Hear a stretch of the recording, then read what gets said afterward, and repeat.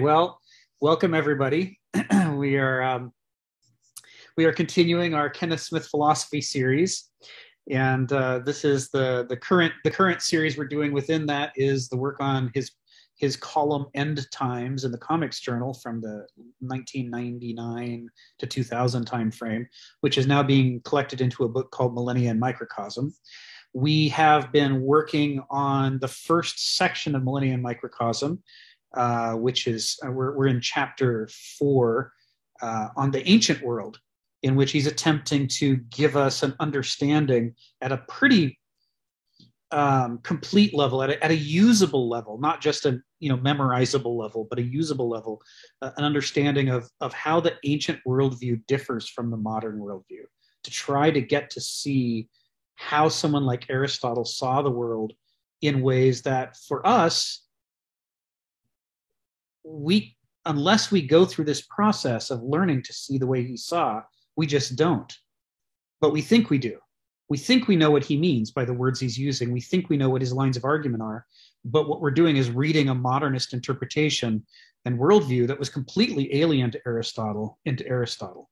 And if we can get so far as admitting that he saw the world differently, we assume that he saw the world in an inferior way, and that we moderns now see the world in the best of all possible ways. We're more objective, we're more rational, we're more scientific, and we've disproven all kinds of things in Aristotle, and therefore he is our inferior. And we can gather that he might not be clever enough or witty enough or educated enough to understand how beautiful we see the world.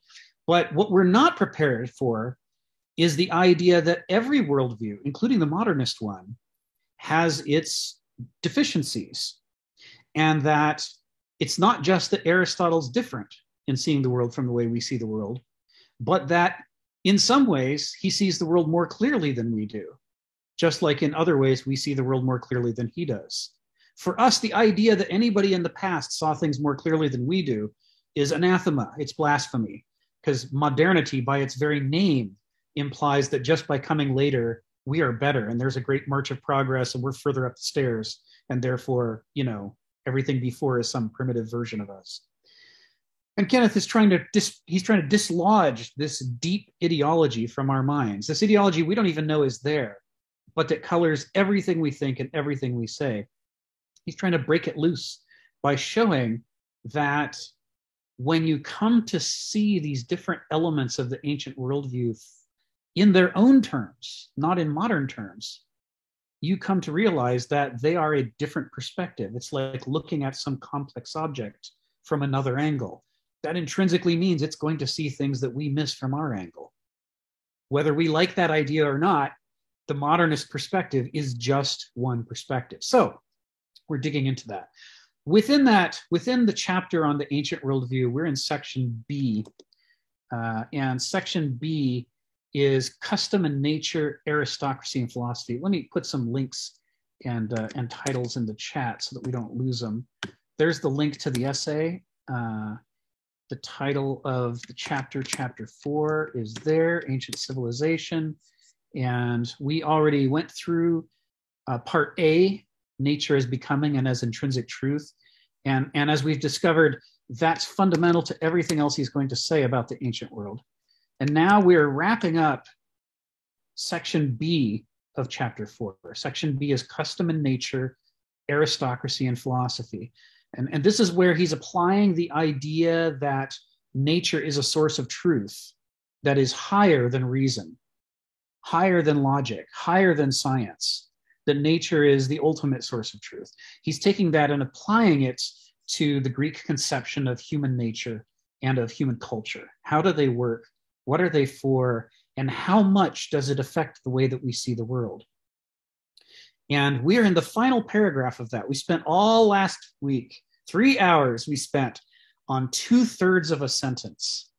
And the reason we did that is that this paragraph is one of the juiciest things he's written in this entire book. He is pulling together threads from all the previous chapters and from other things he's written, and he's compressing them into a sentence that's able to talk about the full sweep of implications. But we can only understand it if we learn to unpack the way that he's written this. We put some time at that last week. This week, we're going to do it some more. We're going to break open more words and more phrases. We're going to shore more relationships. And the goal of doing this is to demonstrate how it can be done so that you don't need me to do it for you. So that, I've spent a couple decades packing and unpacking Kenneth Smith and learning how to read into his sentences what I know he was thinking about when he wrote them, to juice them for the full meaning that he had in mind. So in this last week, this week, and maybe next week, we're going to do that with these 3 sentences and get to where you all can do it without me. And that will affect the way that you're able to read the rest of the essays. The other reason we're doing this is that at each of these lettered sections, he's weaving together everything that's gone before and setting that as the new foundation for the section to follow. So when we want to go into section C, we have to do it armed with the ideas of section A and B, which he's weaving together in this final paragraph right here. And so before I call on people, let me again put that final paragraph. It's just 3 sentences. I'm going to put this final paragraph right into the chat so that there can be no doubt what we're talking about. And the sentence that we were working on last week, and we'll finish this week, is the first one. Aristocrats are distinguished by an ethos of commitment to intrinsic truth, so visceral, it must be elusive to the inventive and narcotized minds of ordinary men. And this is not just him slapping people around and insulting them. He's making a very specific diagnosis of the modernist worldview, modernist cultures, modernist personalities, and their epistemology, their ability to grasp what's actually true and what actually matters. And what we're unpacking word by word and phrase by phrase is the full import of this sentence. So why don't I go to the comments before we resume this? So Phil and then Stephen. Go ahead, Phil.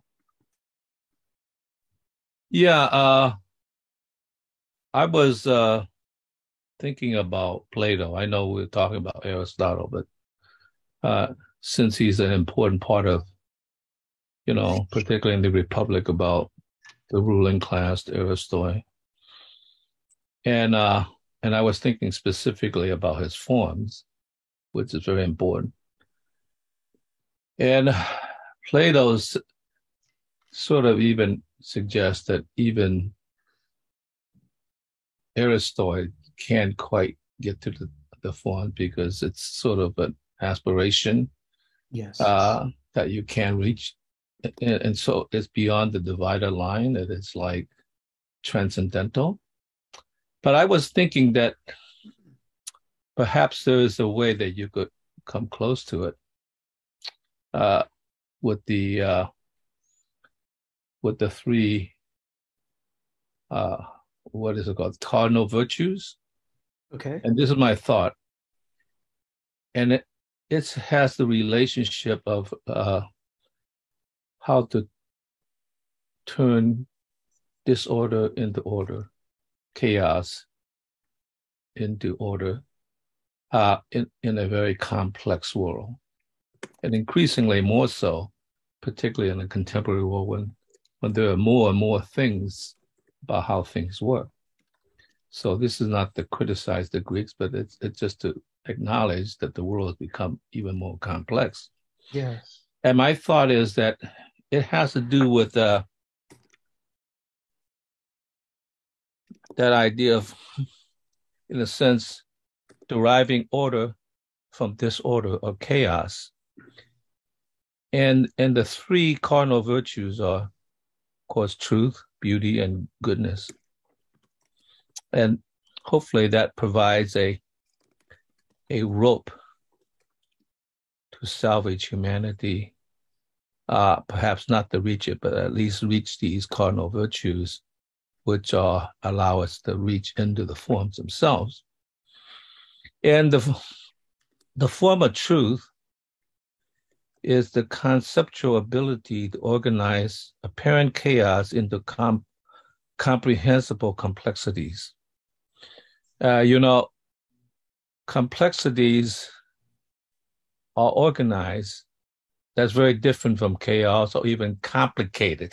When somebody say complicated, it's just like all there we can't understand it, okay? Yes. The complexity gives you a way to knit things together in a way that you can understand it. So that's the form of truth from a cardinal virtue point.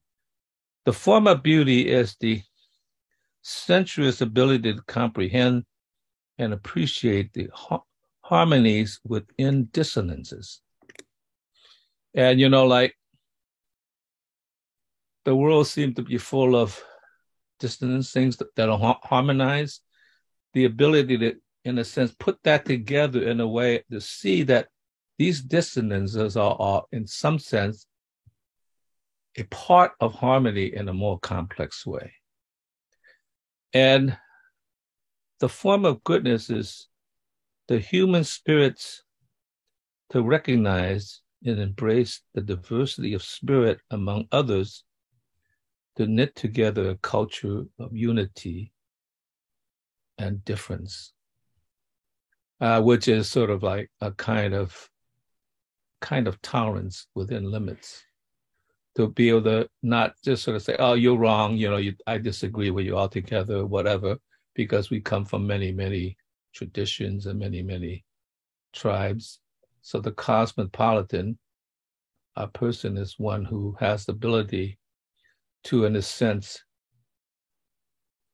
interrelate and knit together differences into a unity that you could comprehend. And I think these cardinal virtues, although they're still on this side of the dividing line, is a way to perhaps reach into the ontological difference between the transcendental and the earthly. Mm-hmm. And I think I thought of this especially in view of Donald, because he doesn't think that I love Plato, but in fact I do. And I think if you transform Plato from what everybody accused him of being a deductive thinker, and think of him as a dialectical thinker, I think it would be more accessible in that relationship. So I wanted to add that to what we're saying, because he's certainly a very, very important figure, perhaps even more important than Aristotle in the ancient mind. And so I thought I would bring that forward and add that to the discussion. Thank you very much. Thank you. Yeah, one has to admire, one of the things that Kenneth says about the ancient philosophers is, agree with them or disagree with them on any given point, you can tell that they're working things at an heuristic level. Even the people who annoy you the most, like Parmenides and Zeno, being is, and Zeno trying to trip up anybody who criticizes it with reductionist contradictions and paradoxes. Nevertheless, that he may be grinding a very weird axe, but he's grinding it in a very heuristic way, and so we can look at Plato and say, here is an heuristic philosophical poet who's trying to use his poetical gifts to help illuminate the things that he's learned as an Aristos. And you don't have to get everything right to still be a profound thinker who people really should read and study, especially for the reason that Donald was talking about before we started the recording, which is that, as Aristotle says, this third mode of the mind, this third mental faculty, Vernunft, the heuristic mindset, can't be learned by catechism or recipe. You can't just memorize your way to being an Aristos. And that's why Aristotle tries to describe it. But then ultimately, he ends up just saying, you have to find an Aristos and go hang out with them and watch what they do. Because learning by example is the only way to capture the richness of the relationships of what's going on, and the way that the refusal to work by recipe or catechism, the insistence on trying to be alive to every situation. And when you see Plato's writing, it's one way that we can sort of retroactively do what Aristotle told us to do. We can spend time with an heuristic thinker and see how they think and how they work problems, and sort of start to get the intuition about it, the experience of it. So I'm glad you brought it up. Plato deserves respect.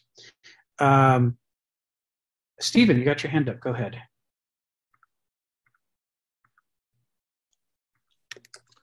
Oh, yeah. Well, the question of the idea of progress, or let's say historical progress, how would, say, the view of an ancient Greek differ from that of the medieval, and how would the medieval differ from the modern person? I have read Lessing's Education of the Human Race, which Yes. preceding Hegel was this idea that a culture can progress. Not only it seems to me that, say, the ancient Greek might have had an idea of progress. We came to this little spot in the Mediterranean. They were just savages.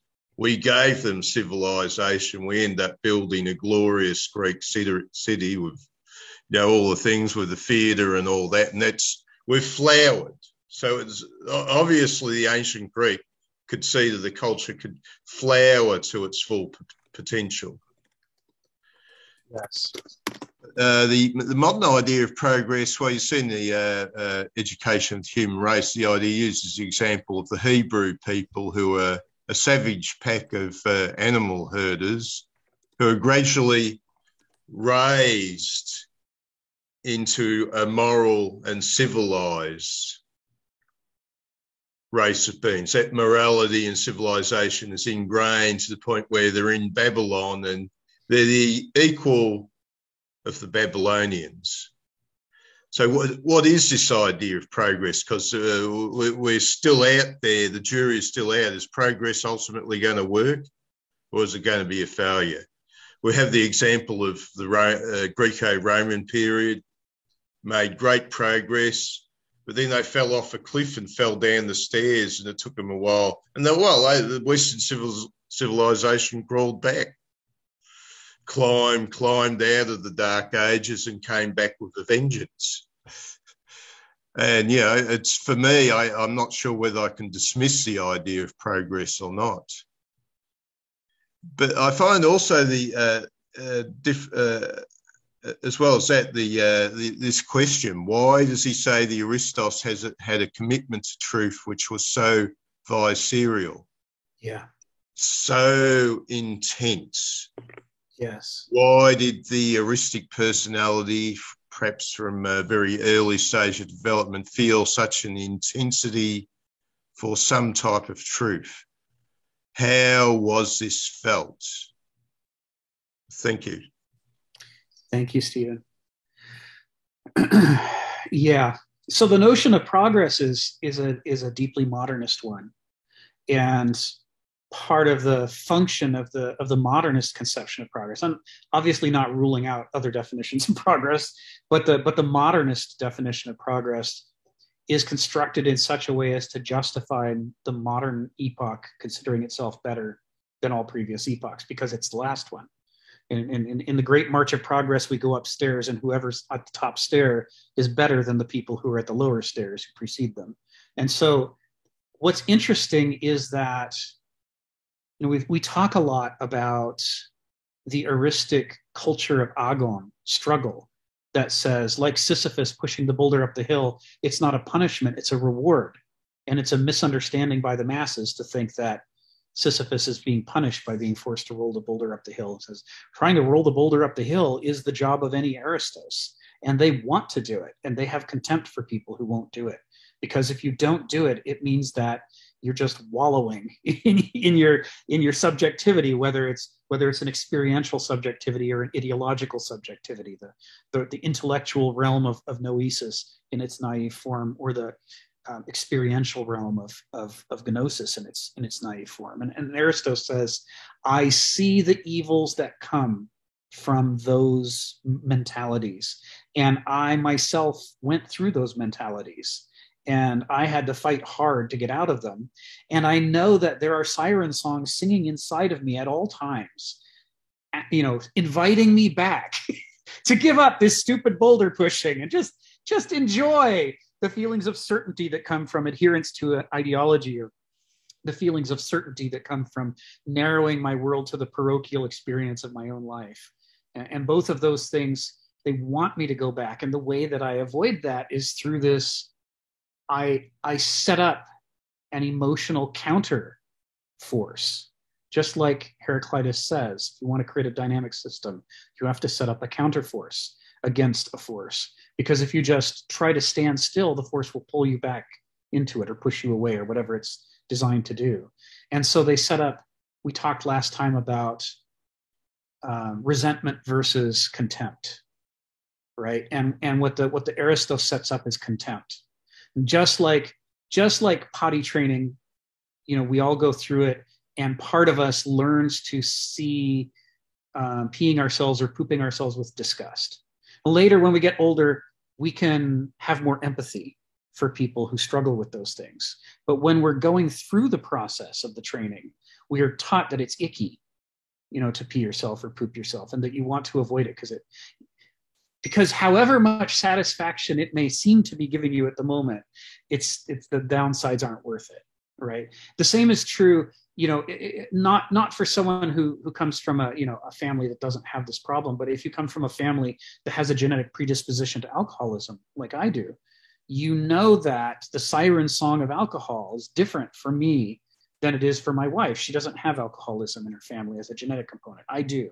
All my ancestors on both sides all spent time in the bottle, and they spent it hard, and some of them ended their lives that way. So that I have no doubt, I have zero doubt that I have genetic difference from my wife, and that it manifests in two ways. And one of them is she can smell a nice red wine, and it's just a nice red wine, like a nice piece of fish or a nice carrot. But I smell a nice red wine and my mouth waters. Now, I've never drunk a glass of wine in my life, but my body wants it. It's like it is an autonomic reaction. So what could I possibly do to avoid sliding back into that?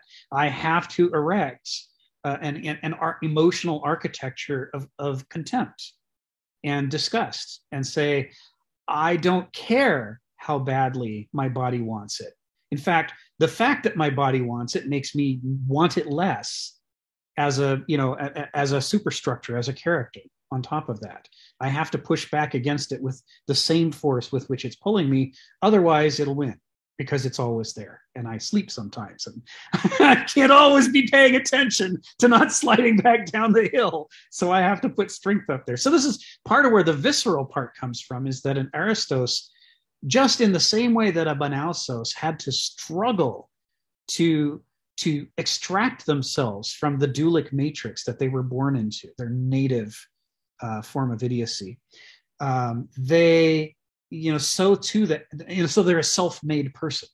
Every Banausos, to some extent, has worked hard to make themselves, and they have pride associated with it, and they have contempt, which is why you see so much scapegoating of emotions in our modernist culture. As we say, the intellect is the source of all goodness, the emotions are the source of all badness, and if people do bad things, it's because they were irrational or hysterical, which always cracks me up, because you can see the patriarchy peeking through there with the allusion to women's reproductive organs. But the same is true for an Aristos pushing out of a Banausic mindset. I mean, the only way to become an Aristos, not that anybody can in the modern world, but the only way to move towards it is to push hard against the Banausic, back towards reincorporating what has been lost from Gnosis in the flight into Noesis. But also, then, because you're moving back in the direction of Gnosis, you have to extra push hard against being dualic as well. You end up having these double forces downward to say, I will neither allow myself to behave in a dualic way, nor allow myself to behave in a Banausic way, even though I know it's a craving in me that's there 24 hours a day. Every time I sleep, every time I speak offhand, every time I react quickly or reflexively, some little demonism of Dulea or Banausea is going to be taking that chance to slip itself into me and say, aha, here's an ideology. How about progress? Let's go for progress. Doesn't it feel satisfying to talk about progress? And it does, right? The reason I push hard against it hard is because I myself was raised within the modernist mindset of progress. It always wants to come back into my brain and assure me with its conclusions and its rational structure. It's singing its song in the same way that, my subjectivism on the experiential side, my feelings, my memories, they're singing their song all the time too. So this visceral push is an essential component, because without it, you will go back to being a Benausos, or at least to behave like a Benausos or a Doulos, because those are gravity wells that one can't just ignore.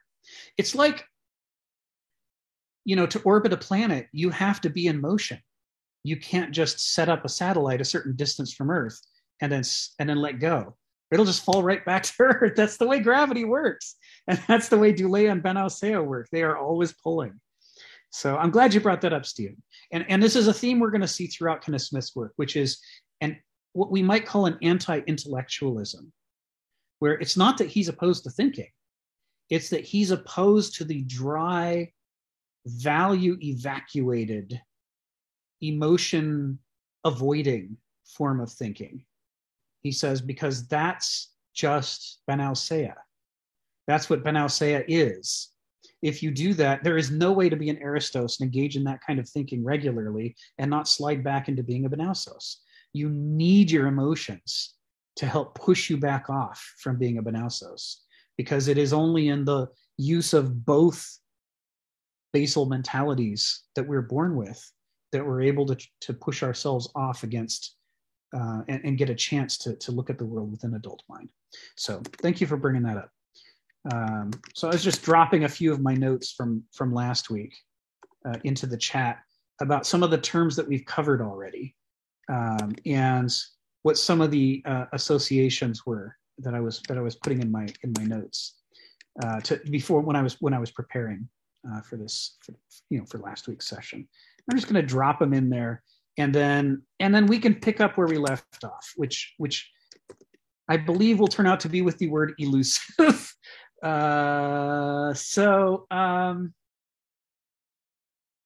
Aristocrats are distinguished by an ethos of commitment to intrinsic truth so visceral it must be elusive to the inventive and narcotized minds of ordinary men.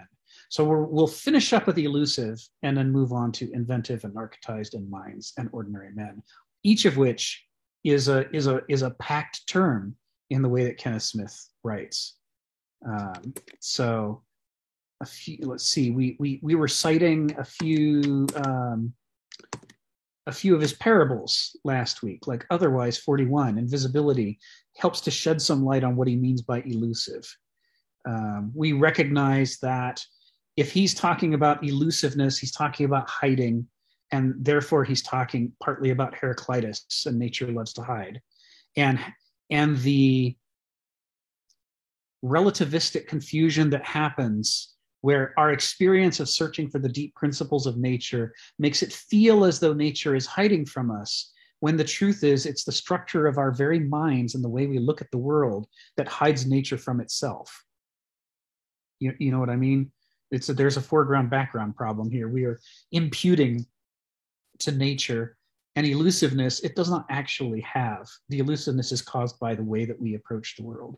And the way you know that is, even though I didn't put it in my notes here, the other Heraclitus quote when he says, "The Lord whose oracle at Delphi neither reveals nor conceals, but gives signs." That's his companion piece to Nature Loves to Hide. That's his way of saying, it's not really hiding. It's giving indications. Like Donald said, it's giving the finger that points to the moon. And it's up to you to look away from the finger and trace its path to the moon and go, oh, we're talking about the moon here. The elusiveness is a function of our own subjectivity. So, and then there's not room for that one there. Let me put this in two parts. The next one was Otherwise 79, Interruptus, which I will put in two parts. There's part one, and here's part two. We went through this last week, but I just want to be sure to include it for people who are coming up to speed. And so there too, we're talking about the idea of the way that people can become hypersensitive to issues that their culture doesn't want them thinking about. I might have rushed this one a little bit at the end of last session, but I'm not gonna do full detail on it today. I'll leave it here for people to unpack. But the idea is that part of the way that we play hide and seek with nature is that our culture teaches us that there are things that are interesting that you should attend to, and there are things that are not interesting that you should avoid. Not just that you shouldn't necessarily attend to, but a negated interest. That is a non-thing. You shouldn't talk about that. And that anybody who insists on looking at those things and talking about those things is some kind of weirdo. At best, they're an eccentric, and at worst, they might be dangerous or mentally ill, which we often equate. That's often how cultures express taboos, is by suggesting that anybody who delves in those areas must be either a weirdo or actually actively broken. And so, in this parable, Interruptus, he's exploring what it's like when you have an entire culture of people who, through these very cultural mechanisms, have been trained to avoid anything that would cause them to question the structure and assumptions of their culture. And of course, for Kenneth, this is not where he's presenting it as a hypothetical to get us to read it. But the more you know Kenneth's philosophy, the more you understand, no, that's not what he's doing. He's describing us. This is us right here in Interruptus. Moderns have a greater aversion to philosophy than medievals do, because medievals had an attraction to theology, and theology often involves at least some philosophy. So it was normal for people to speculate about philosophical issues and theological issues during the medieval epoch. Just like in the ancient epoch, which was a hyper-philosophical epoch, even the structure of the deities and the sacred, which the nature of polytheism and the way that it was supposed to represent aspects of nature, it really demanded philosophical engagement with the world. Every fisherman, every stonecutter, every even a manual laborer would at least have some kind of basic, philosophical stoicism that he had thought about, and it was part of his life. But in modernity, we teach pragmatism, and we borrowed that from the Roman era. And the Roman era is the era where people like Cicero can't write a philosophical work without a preface apologizing for engaging in philosophy and saying, I know it's wrong to philosophize, but I assure you it may look like philosophy, but it's definitely pragmatism. And every bit of this has an immediate practical use. And therefore, please don't hurt me. This is how these philosophers introduce their works, because the Romans are becoming fairly hostile to philosophy. And this is what modernity has embraced, is this notion that the only thing that matters is pragmatism. And pragmatism is whatever it is that you want to do, how to get it done effectively, how to succeed. If you are trying to help people, how to do that. If you're trying to commit genocide, how to do that. It's all pragmatism, right? It's all about, don't think about right and wrong, just think about how to accomplish what you're trying to do and how to negotiate, the levers and switches of society. So Interruptus is describing us. And so part of what he's setting up in section B is, and with this sentence in particular, is he is alluding to the fact that people generally find the deeper issues of truth and right and wrong very slippery to get a grasp on. But moderns have a harder time with it than anybody else, because we've been cultivated that particular way to keep us from questioning the basic foundations of modernity. So that was Interruptus. There was another one I didn't share last week, and I'm gonna share it now. This is also on the topic of elusiveness. I had it there, and I'll do it in two parts again to make it fit within the chat. There's part one. I may have talked about this one before. Oh, here we go. And here's part two.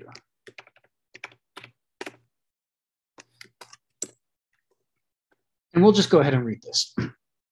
This is the very second parable from Otherwise. Cogency. When paradise was still fresh and aromatic, I love the use of the word aromatic, God, out of idle politeness, inquired whether it was to Adam's liking. Adam mistook this formality for a license to expound on a point of methodology. I do not know whether this is indeed the, or even a, satisfactory specimen of paradise. I've seen only this one, and have no basis for comparison. And thus, his creature quite astonished the Almighty, who had not noticed the genetic predilection for academicism that bloomed at the fringes of the human palate. Lessing defined a German as one who, given the choice between two doors, paradise and lectures on paradise, opts for the latter. All academics are honorary Germans and archetypal moderns. They prefer to be lost in their own subjective effluvia. Now, that's what the book says. That's what's in otherwise. But in the private notes, Kenneth Smith's private notes that he used to remind himself what he was talking about when he wrote this parable, and which will be published in the next edition of Otherwise in a notes section, he adds the following. The whole universe of modern economics is a domain in which intrinsic value and intuitive value intelligence are in principle alien and incomprehensible. The market understood as the triumphant worldview of exchange value, as opposed to intrinsic value, is modernity par excellence, in which traditional substantive notions of value are volatilized into a specific form of relativism. The abstract and formalizing methodology and the specific culture of monetarism, which in its own eyes is universality itself. So this goes back to this issue that as part of modernity's project of ultra-Apollonianism, trying to reduce everything to something that you can logic about, reason about, something you can do math with, it puts a price tag on everything and tries to equate the two and say an apple is 75 cents. 75 cents and an apple are the same thing. They equal each other. And a house equals whatever it equals. And you as a human being, an hour of your time equals this much. And in so doing, it commits basically the maximum possible amount of abstraction you can do, where abstraction is understood to be suppressing all the rich details of life that make something what it is and extracting just a few facts about them, which we now use as a synecdoche to stand for the thing itself. And we do that because those facts have a structure, either mathematical or logical, that makes them amenable to logic and to math, and therefore appealing to noesis. And so to anybody who's a Benausos, they don't want to deal with the messiness of, actually what an apple is. They want to deal with units and commodities and counts and, how many boxes of apples do I have, and what is their value on the marketplace today, and how can I exchange that? There is this whole process by which the very act of engaging in noesis in this naive form, this Benausic form, is that very act of hiding nature, the elusiveness, phusis cryptostai philae, that Heraclitus is warning us about, that is always a hazard. Banausea maximizes it and turns it up to 11, if you will, and says, this is my entire strategy for life. I'm going to hide almost everything that matters. Certainly values are going to be hidden, but also we're going to hide people's feelings and memories and experience. None of that matters. We're just going to put a little fact next to each thing, and the fact will be a nice replacement. And now we can ignore the real world entirely and deal with our beautiful theoretical, mathematical, logical realm of crystalline perfection that we've created, in which 1 + 1 is always 2, and it's never 3, and it's never 1.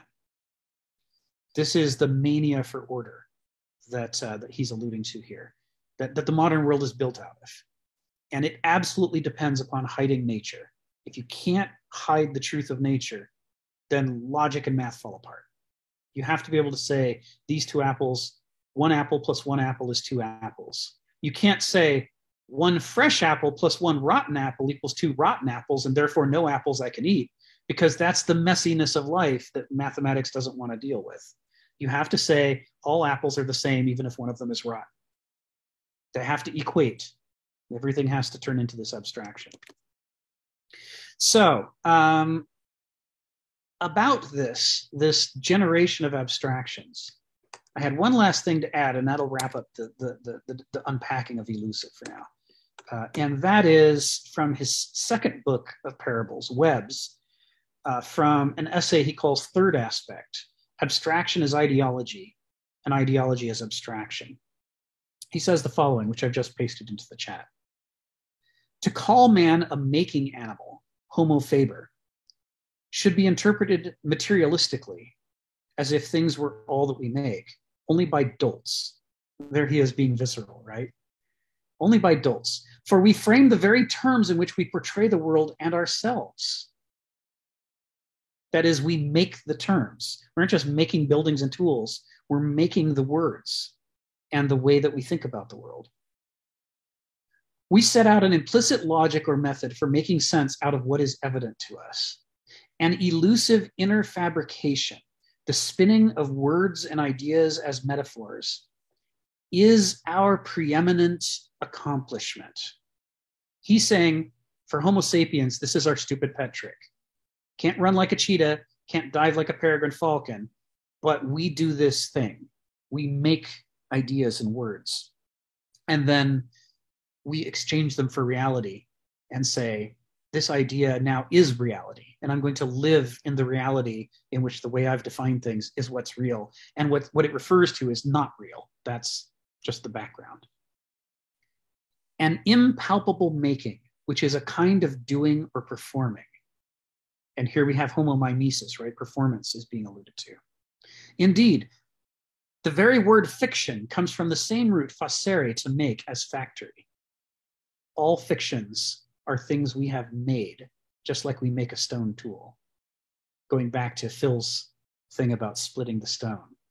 Splitting the stone and splitting the world into abstract ideas that we attach terms to are the same activity in two different dimensions. Phil, go ahead. You got your hand up.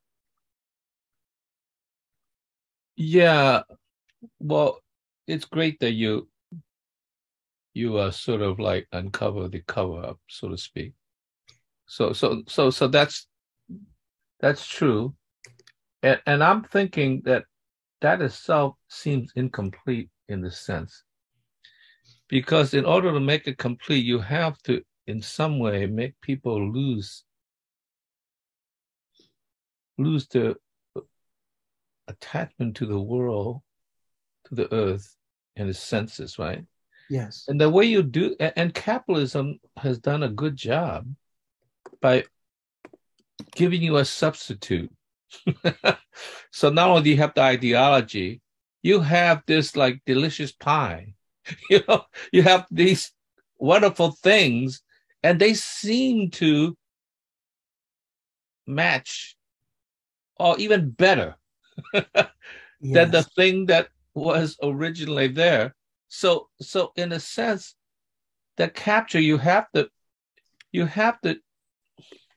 I was originally going to talk about the relationship of hard power versus soft power, because you have to get people to want what they want, because the substitution you gave them turns out to be so tangible they want it. Whereas hard power seems like it's something that, like people will obey, but only because they know there's a stick behind it that's going to hit you, right? And I mean, I think that's what's wrong with the Chinese Communist Party, is they're trapped in this hard power, and the people don't believe it. I mean, they obey because they don't want to be thrown in prison or be executed or whatever. But hard power, I do remember, I think I speak about this before, in 1992, I went to a conference, a graphics conference, and there's a fairly prominent Soviet artist had came to America to work in corporations, and he was speaking, and he said something just shocking to me at the time. He says, working for the corporation is more difficult than working against the KGB. Because with KGB, you could just go underground. Right? With the corporation, you have to be there. You have to interact. And they have to act in some way. The soft power eventually gets to you, and you end up doing what they want because they've integrated that into a soft power that you can't get rid of. I suppose you could say, God, I'm going to have to go underground after all. I suppose so. But that was shocking. I was like, how could it be harder than working against the KGB? Yes. I mean, so I think that soft power is to captivate and make you Well, into a Manchurian candidate. You actually want the thing, Yes. right? Yes. It's not like somebody's forcing you, like with a gun to your head and say, do this, I'm going to shoot. You know, no, you actually want it. And so you have to be detoxified, if That's you want right. to put it this way. A cult is kind of that way. So I think that getting into the soft power and getting you into accepting, valuing the substitution, I think is an important final ingredient that makes it difficult to escape. Thank you, Phil. That's right on the money. Yeah. Yeah.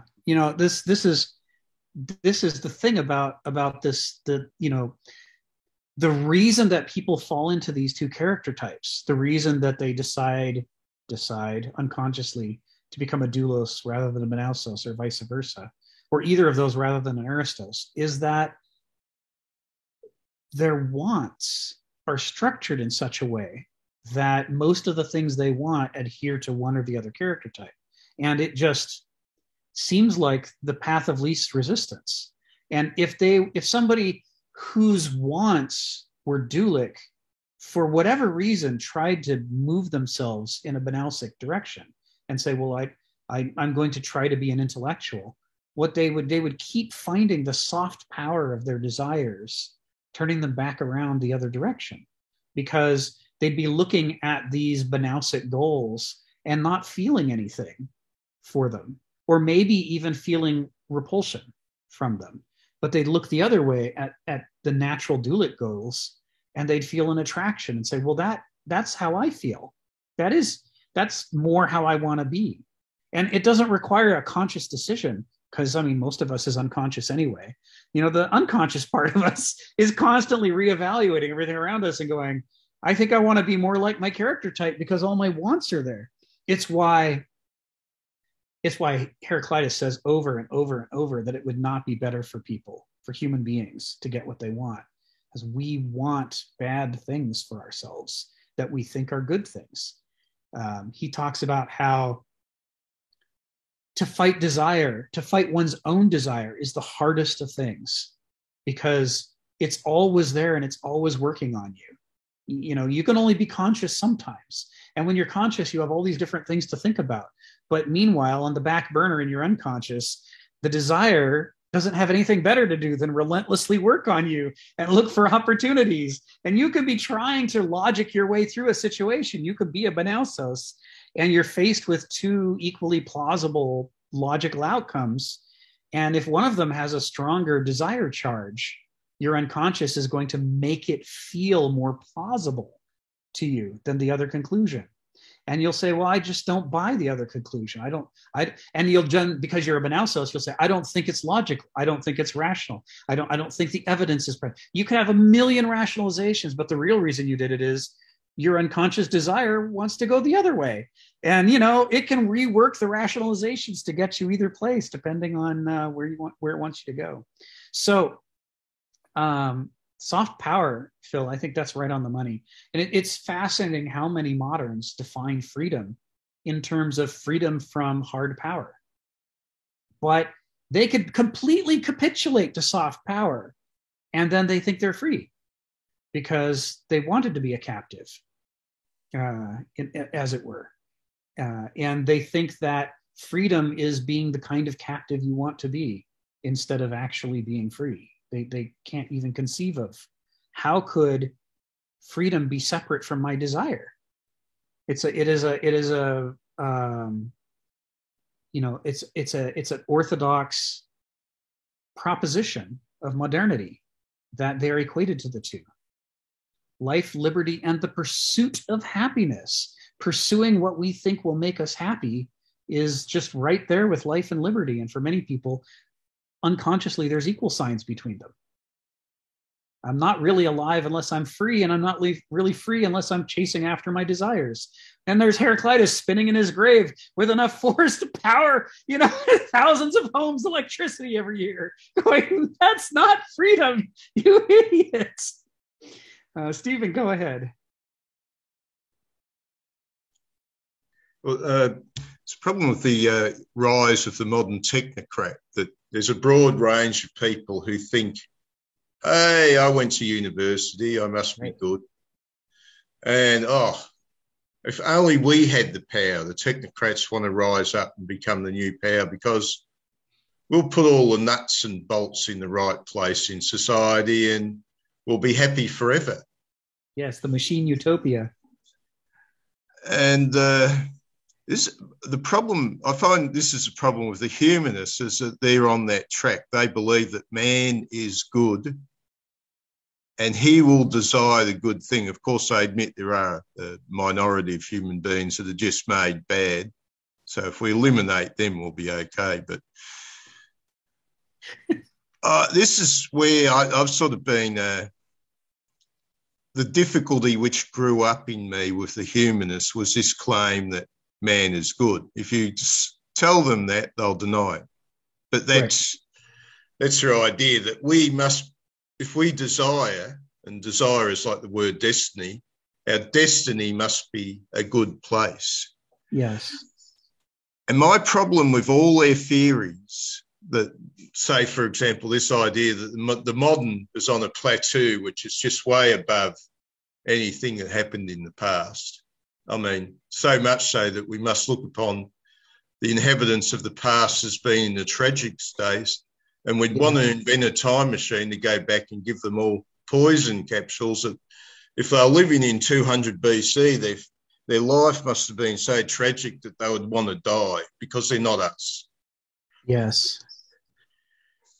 And I always start to look back, hey, you guys, you're missing something here, that the observer.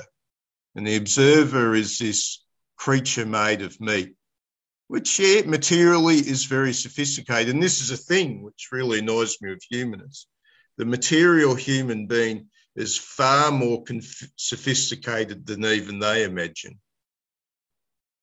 Yes. But what is this creature that's made of meat, this monkey that fell out of a tree? You're seriously trying to tell me that this subjectivity is going to fulfill all your objective aims? I'll draw your attention to that film, Forbidden Planet, where they have the progressive ideal that there was this race called the Krell who solved all the problems of wars, created a planet of unity, extended their altruism out into space until they finally created a machine that could give them every wish of their subconscious mind. Yes. And they tragically destroyed themselves. Well, some Disney scriptwriter had that, who was probably entertained by the classics, had that picture back in the 1950s, but we're forgetting it more and more. Thank you. Thank you. Yeah, it's telling that a film like Forbidden Planet could be, so understood and accepted back at the time, but somehow now we're sort of we don't want to learn the lesson. It can be right in front of us, told to us in the clearest possible way, and we might get it for a while, but then the gravity well of our character pulls our understanding back out of it because we don't ideologically accept the idea that our desires could be the problem. So to wrap up Elusive, I'm going to put a couple of more things here. This one I just added now. I was thinking about what we were talking about, and I thought about adding it last week, and I ran out of time. It didn't get into the notes, but it is now. This is another otherwise parable. The door that is a wall. It's not the whole thing. It's just the opening. The master technician Daedalus was commissioned by Minos to construct a great labyrinth. Daedalus, because he was Daedalus, a great maker, but nothing more than a maker, defined by the same talents that gave him renown down through the centuries, never thought to ask himself what sort of a person might want to destroy his enemy's minds so utterly. The labyrinth was the quintessence of Daedalus's own genius, the masterwork of his ingenuity and his obtuseness writ large. A doorless world of walls he was meant to build and to become its first victim. It was his story. And the word fiction is relevant here, right? Going back to the previous discussion homo faber, man as a maker. In fact, Daedalus is a quintessential example of homo faber. Daedalus' story, like Oedipus's or Joseph K's, could only have happened to him. It is his character, spun in space and time, the idiomatic logic with which he was fatally pregnant and in which his will to be who he was viscerally entangled.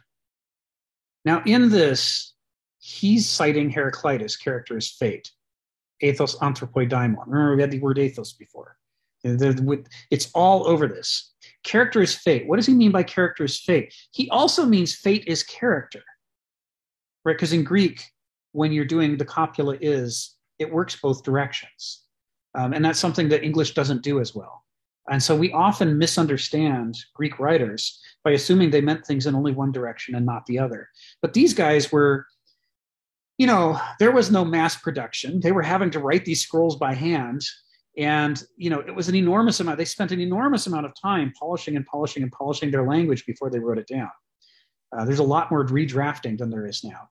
And Heraclitus in particular was writing in the earlier age where people were trying to capture wise statements that were so short you could carve them onto a lintel or onto a post throughout the Greek world in different places. And you could teach them to people could memorize them. It was his goal to make his wisdom that compressed. So when he says ethos anthropoi daimon, when we read that as a modern, his character is fate, if we understand that he also means fate as character, what he's saying is fate isn't that there is some mean author who's writing down in advance how your story is going to come out. That's a modernist interpretation. And it's why we reject fate. We believe we're born free. Right off the bat, we just have freedom for free because we're moderns. And we can do whatever we want. And we're tabula rasa, and we can write anything in there. We are the authors of ourselves, as Pico della Mirandola implied, the unfinished animal who gets to finish himself. But the Greeks didn't believe that, right? And I'm not saying who's right and wrong. What I'm saying is, to understand the ancient worldview, we really have to embrace this idea that the Greeks did not believe human beings were a tabula rasa. They did not believe we are free to do whatever we want. They believed that our inner nature is as lawful as the outer nature around us, and that it too has archai, deep principles that are wells of order within us, that generate the things that we take to be the parts of ourselves that are interesting. Underneath them are these fountains of order, these archai. And the constellation of these archai makes up our character, the dynamic tensions between the different archai within us. It makes up our character, our ethos. And that character doesn't guarantee any particular ending. It just keeps pushing in certain directions, right? Because to be a human being is to be an amphibian standing between the inner nature and the outer nature. The inner nature drives us in a direction. The outer nature responds to us. They might not let us go directly in that direction. It might push us off from where we were trying to go. But our inner nature will now respond again through sympathecy to our new changed circumstances. And so even if we end up going in the opposite direction in life from the direction our character is trying to drive us, it will be because our character tried to drive us in the other direction and met with this opposition.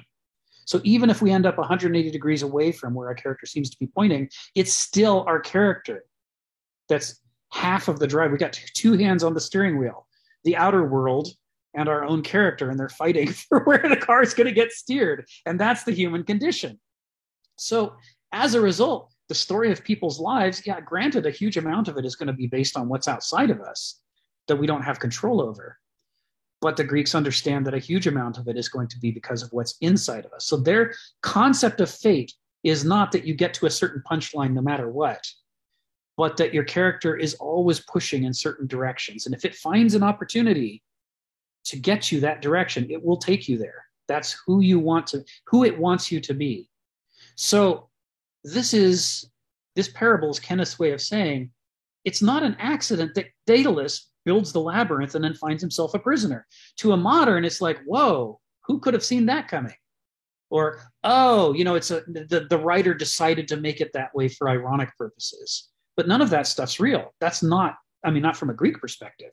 From a Greek perspective, somebody who is obsessed with mechanisms, techne, how to do things, how to be accomplishable, building up their skill set, but is not obsessed with virtues and principles and whether you should do things and why you should do things. If they have as Stephen was saying, if they're a technophile, a technocrat, but they're not a principled person, that is, if they're a Banausos, but not an Aristos, then the kind of story where they make something in which they become the prisoner is not some weird twist of irony. That's the default story. Every lawyer who helps to shape the law finds their own lives captured within that system of laws they have helped to shape. Same for every judge, same for every legislator. The maker is making not just tools that they freely wield to do what they want, they are making a labyrinth around themselves that shapes what choices are available to them and which ones aren't. And while they do it, because they are freely expressing their own character, the fact that they're erecting walls that block them from going in other directions is not apparent to them because they don't want to go in those other directions. It is like not within their character. It's not within the character of Daedalus while building a hallway within the labyrinth to stop looking ahead and to turn to the right and go, how come I can't go this way? What's happening? Why am I blocked? He can't ask that question. He built the hallway in the direction he wanted to go. He's blocked off the ways he doesn't want to go. And he's not asking himself whether maybe it's a mistake to make this hallway go this way and to block the others. To him, it simplifies his life and organizes it. It makes it rational and systematic. It makes it logical and mathematical to erect these barriers. And he's so attached to it that he erects the barriers without even knowing he's doing it. It's just a side effect of trying to create a way that goes somewhere, right? The blindness to the walls goes hand in hand with the things that he's aware of. They happen at the same time. The nescience that creates these lacunae, so the whole vast stretches of the world around him, even the things he's doing and the consequences of his actions, makes them disappear out of his consciousness. Those lacunae are the very structure of his character. They're not an accident.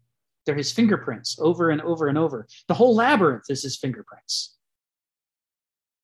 And of course, the argument here is that the fate is not that he's going to have any particular conclusion to his story, but that he's going to find himself in a labyrinth of his own making because he is a Banausos, because he's a craftsman.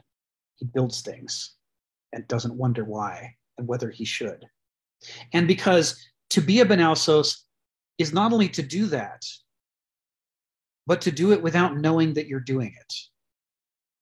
To do it without knowing that your own character is your own fate. To do it while thinking that in every action you're taking, the only consequences are the intended consequences.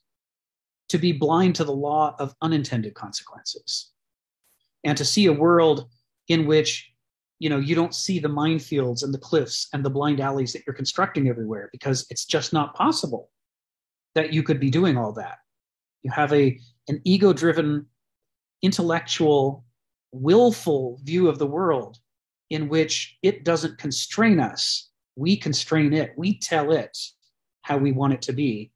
And it must be the way that we want it to be. Laconie. Yes. As in laconic, as in the Spartans. Is that the reference you're thinking of? Or are you thinking of Icarus, Stephen? Why don't we bring you off mute? I was just wondering what the word is exactly. I have heard you use it before. I was just wondering, because you might pronounce the word, but it's difficult to find the exact phonetic word in search or something like that. Oh, okay. So you're wondering about one of the words that I just threw off. Yeah, the spelling and definition. Can you give me the phrase or sentence I used it in? Lacunae. What does it mean? Oh, lacunae. Ah, there we go. Lacunae.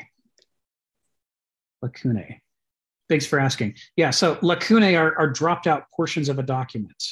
When we find these ancient historical documents that have tears and rips and things missing from them, or we can see that in the text there's a gap, and we can maybe see how long the gap is, and we might be able to scratch our heads and figure out what did it used to say in that gap, the lacunae, the missing part of the text.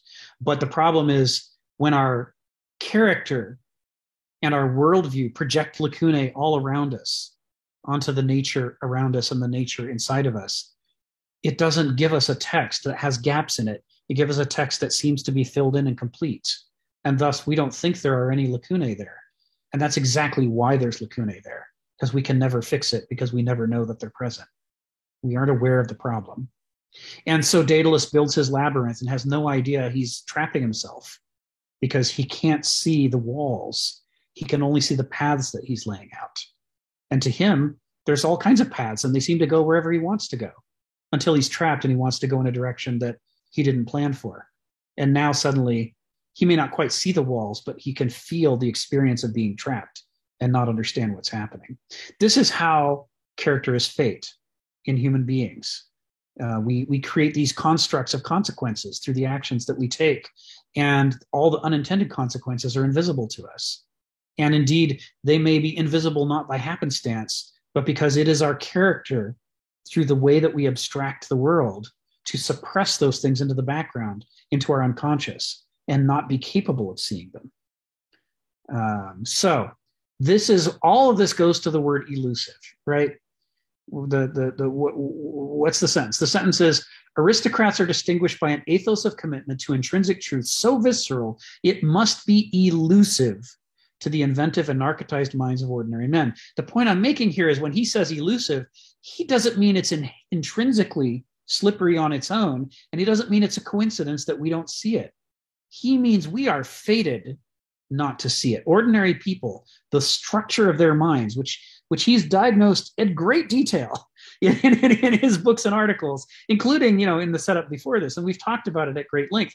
That is why it's elusive, because their minds project lacunae that cover over any possibility of an ethos of commitment to intrinsic truth. That's an impossible, what Aristoi more than anything crave, the thing that they're struggling for, can't be a real thing to a doulos or a benausos. It goes beyond being impossible to being inexpressible and inconceivable. People can't want that way. A doulos knows that people can't want that way. A benausos knows that people can't want that way. And therefore, if an Aristos tells you that's what they want, they must be lying. They must actually want something else. Maybe they want to rule over you. They want to take your stuff. Or maybe they want to mess with your beautiful schema. They want to screw up your logic or mess up your system of laws. But whatever they're up to, it's deceptive. It has to be, because what they say they want can't be true, because there's no such thing. It's so elusive, it's ungraspable by the Dulic or Benausic character. It can't be conceived of. And of course, I use the word grasp here, as Kenneth frequently uses the word grasp here. It's another Heraclitus illusion, right? Homer misunderstood the lesson of the boys pulling ticks off each other, pulling lice from each other, when they said, what we grasp, we leave behind, but what we do not grasp, we take away with us. Heraclitus's metaphor for failing to study yourself and your liabilities means your liabilities go with you, and you keep being subject to them, and you remain a prisoner, and thus your character is your fate. All of this is sort of in a circle. All right, so that's it on elusive. We started into elusive last time. I knew I hadn't done it justice. I hope this time it's really helping because of the juxtaposition of the word ethos, because of the definition of Aristoi and the other things we've talked about. This has to be the way that he's using the word elusive here. He's using it in a characterological, fatal sense. And that because he says it must be elusive. English turns of phrase, we use, well, I don't know what's happening, but it must be something strange. We use must be in a lot of different ways. He's using must to mean it's fated. It's fated to be elusive. Go ahead, Phil. Yeah, this is a tricky passage because my thought is that my immediate thought is that it seems like the most important thing about critical thinking is self-critical thinking. Yes. Because it is your mind. It is your mind. And my thought behind that is, about, I'll use the metaphor of the three-car Monty again. Yes. It's not that he is like fast in his hand. It's just that I actually can't see it. Yeah. I actually can't see it. If I, and the problem with that is that science presumed to be, how to say, have a let's not say God's eye view, a demigod's eye view of objectivity. It's outside of itself, right? Yes. And the problem is that it isn't outside of itself. And I think that has something to do with, my thought is that it almost seems to be different levels, because if it's the same level, the metaphor might be better than a labyrinth is a boomerang. I mean, you throw the boomerang, it comes back at you. I mean, yes. Okay, but it's in a different level.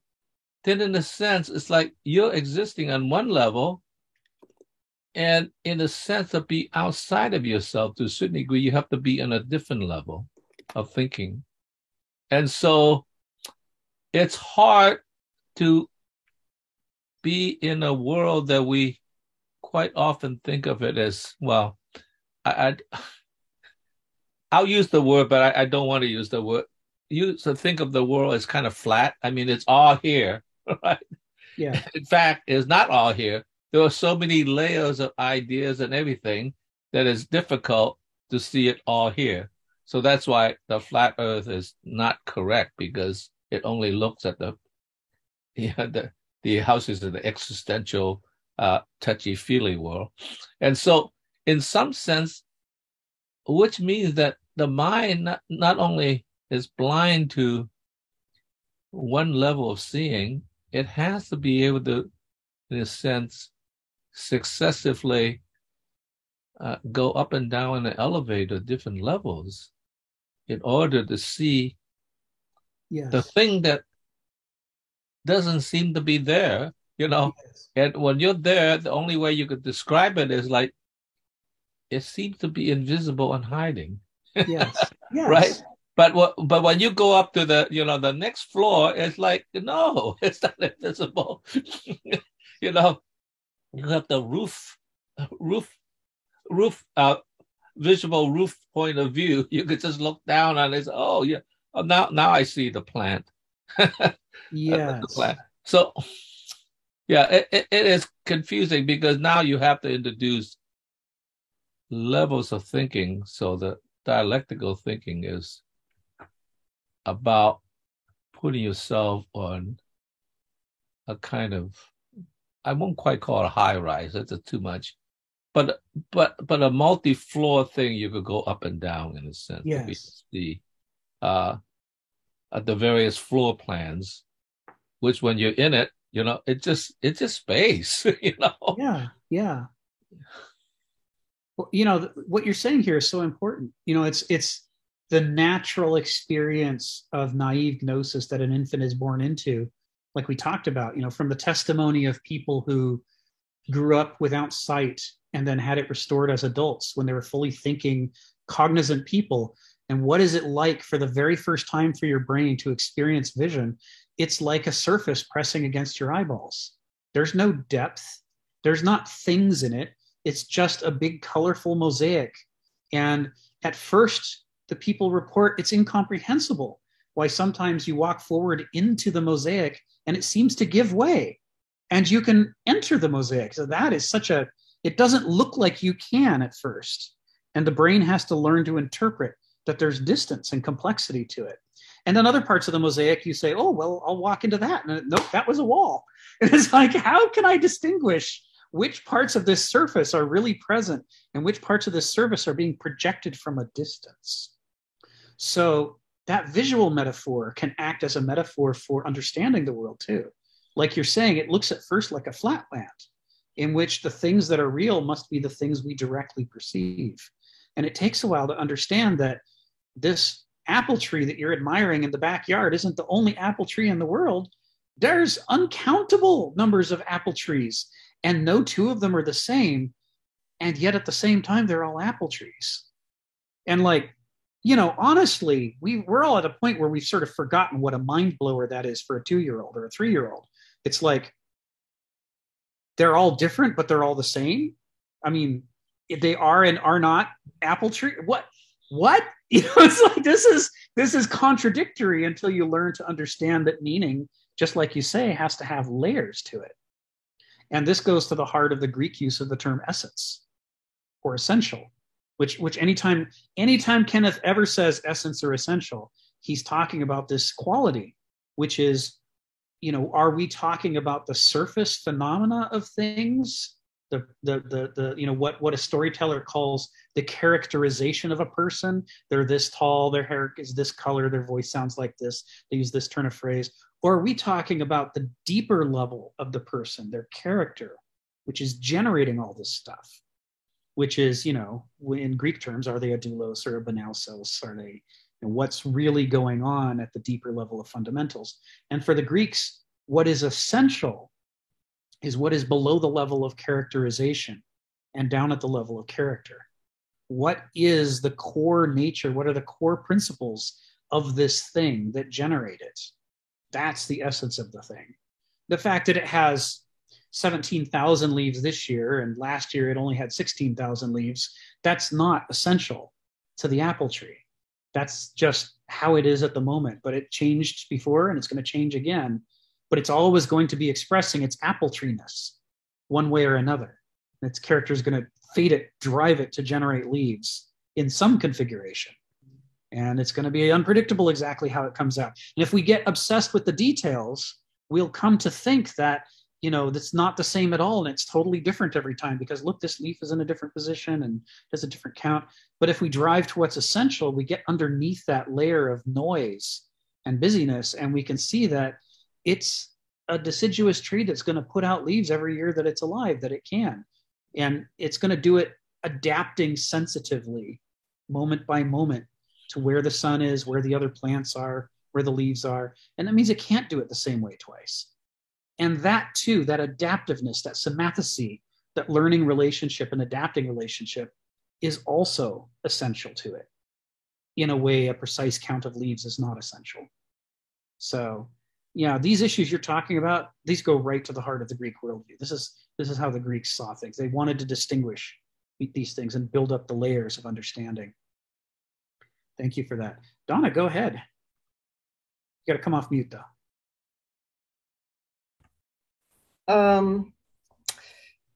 What I've just heard in the last 10 minutes, it was what I was thinking when I originally raised my hand. Maybe in a different manner, because of course I go back to my own life experiences. Yes. And I realized that there are times in my life where I've had plateaus of awareness that were starting to be eroded by other levels of awareness. But I held on to that plateau of functioning because, well, I had to function in the real world. I had to pay a mortgage, raise children, blah, blah, blah. Right. So I would hold on to those realities until I simply couldn't handle it anymore.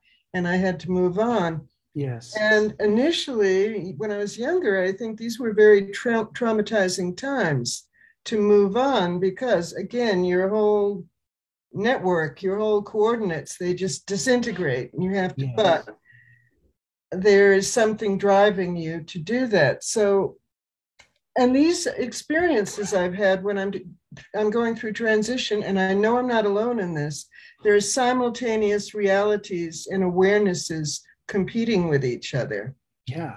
And one has to know how much you have to be realistic, pragmatic, and how much you have to respond to this inner drive. As I get older, and with talks like this, I realize there's a lot of more balls I have to kind of juggle, you know, cognitive, emotional, psychological. Yeah. And I'm perhaps getting more adept at it, as probably everybody else in here is. but I can't just commit myself to being one category ever, ever. Right. It's like Right. and I'm not psychotic. It's just, those talking heads inside me. That's the only way I can add to this, because you and Phil have already talked around this. But when you're younger and really trying to hold on to a certain reality, it can be very disturbing. Yeah.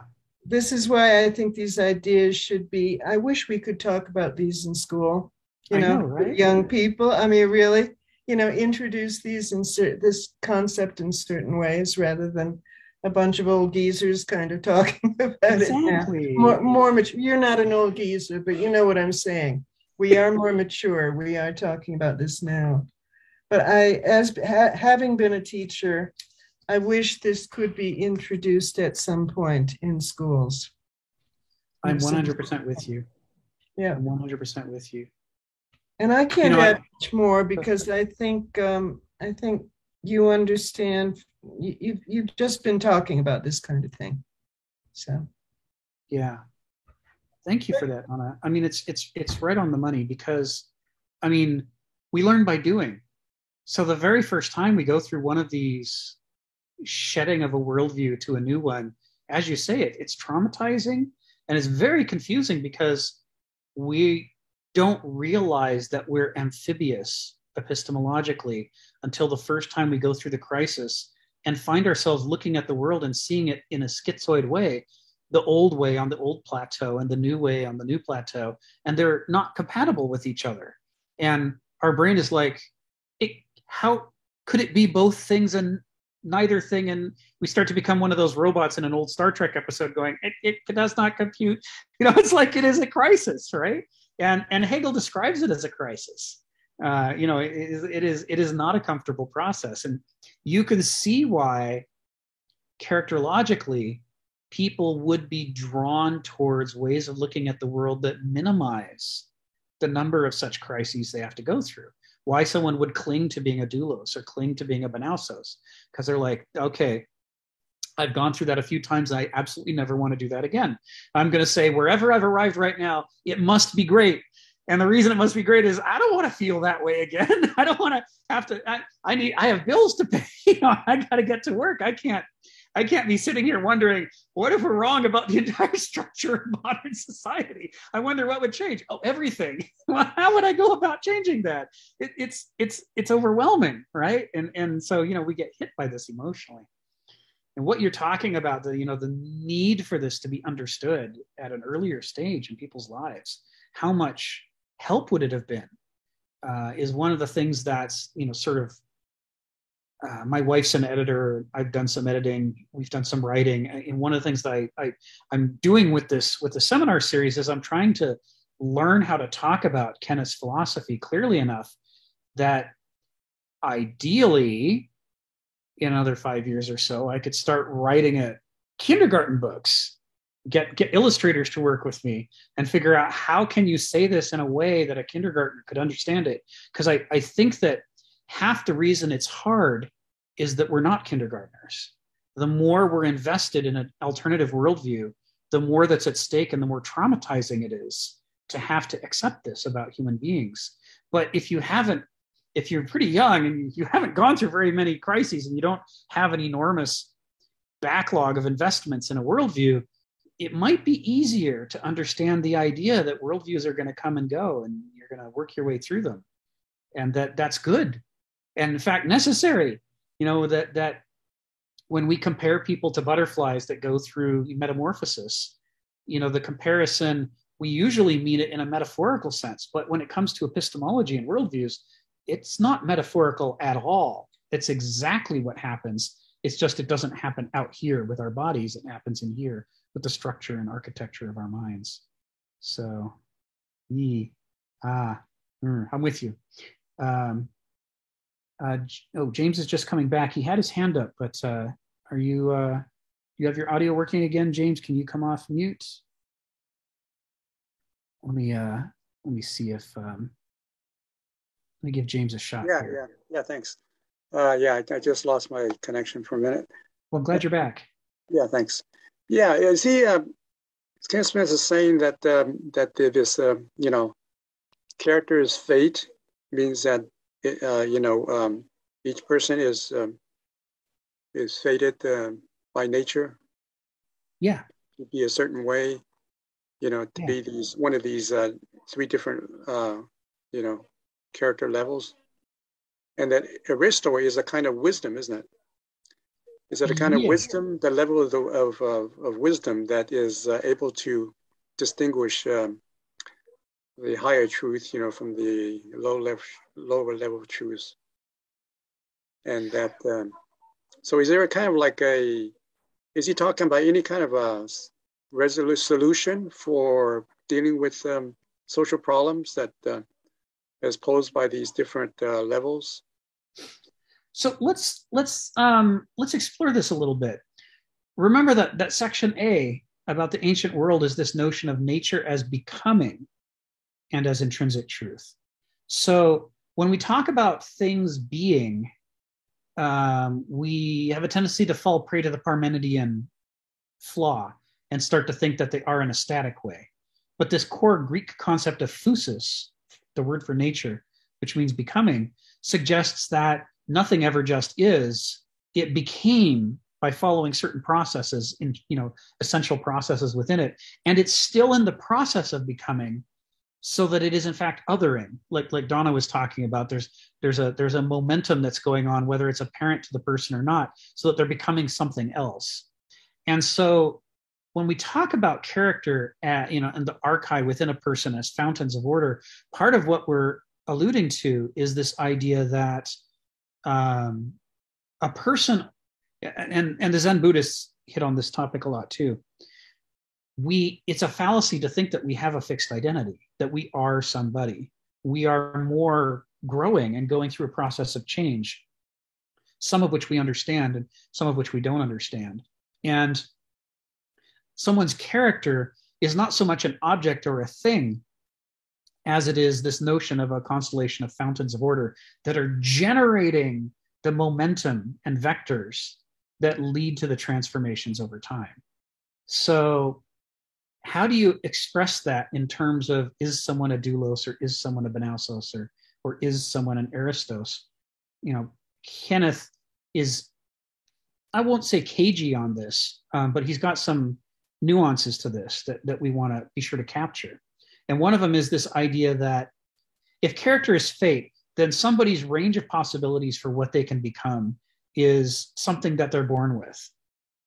But because character is part of your intrinsic nature that's not visible from the outside, it means that nobody, not even you yourself, fully know what the full scope of those possibilities are. So when it comes to understanding someone's character, we can't do it in a dystopian way in which we say, I declare you to be a doulos and therefore you are only fit for these roles in society, because we don't have that kind of knowledge. We too are finite, flawed mortals. We have no direct access to the person's character to see what's going on in there and what they could or could not grow into. All we can do is try to structure education and society in such a way that people are given opportunities to develop. And then you watch them and you see, what are they drawn to? What kind of developments do they embrace and which ones do they sort of push away from? And even then, you don't know what their character is, but it's at least suggestive of what their character is. When they get older and ossify, for the reasons that when Donna was talking, we were talking about this idea that there is this resistance to giving up the plateau you're on because of all your investments in it. It leads to a certain willful ossification where people sort of decide to try to stay the way they are, which of course, as we know, is a fool's errand because they're constantly changing whether they know it or not, but they try. And they start actively participating and resisting the transformations, or even the other way around. When somebody who's on a vector to becoming a benausos is doing so, it's not a passive activity. They are willfully pushing off against the doulic parts of themselves that they hold in contempt, trying not to be the younger person who embarrassed them or shamed them or what have you, and trying to get into this safer, more attractive mode of intellectualism or academicism or whatever their motivation is that's driving them. to Banausify themselves. But even then, it's how do you say what they are? What words or phrases do you use to describe this? And this comes back to the recurring Smithian theme, which is that language fails us when it comes to trying to say even the simplest truths about human nature, and in fact, outer nature as well. All of our words have been molded for us consciously and unconsciously by our culture and our epoch in order to make that culture and epoch seem to be true, complete, and inevitable. And in order to do that, it has to create massive blind spots to hide all the things that don't actually fit within the constraints of the worldview or culture. And so we find words like is, or character or freedom all have the wrong definitions. And then it becomes very hard for us to say what somebody's condition is. So I'll take a stab at what you were asking, but with all these caveats piled on top of it. A big dog pile of caveats going, don't trust what I'm about to say, but I'm going to do my best. And it goes something like, I think Kenneth Smith would say that character is fate in the sense that it's driving you in directions. We don't know in advance what those directions are, but they are driving you nonetheless. People do seem to collect into douloi, banausoi, and aristoi, or they used to. Now they mostly collect into douloi and banausoi. Aristoi are mostly broken and end up playing doulic or banausic roles under modernity. And that you can, if you cultivate your culture correctly to improve education, everything else, you can influence whether someone's expression of douleia or banauseia is going to be a healthier expression or a less healthy expression.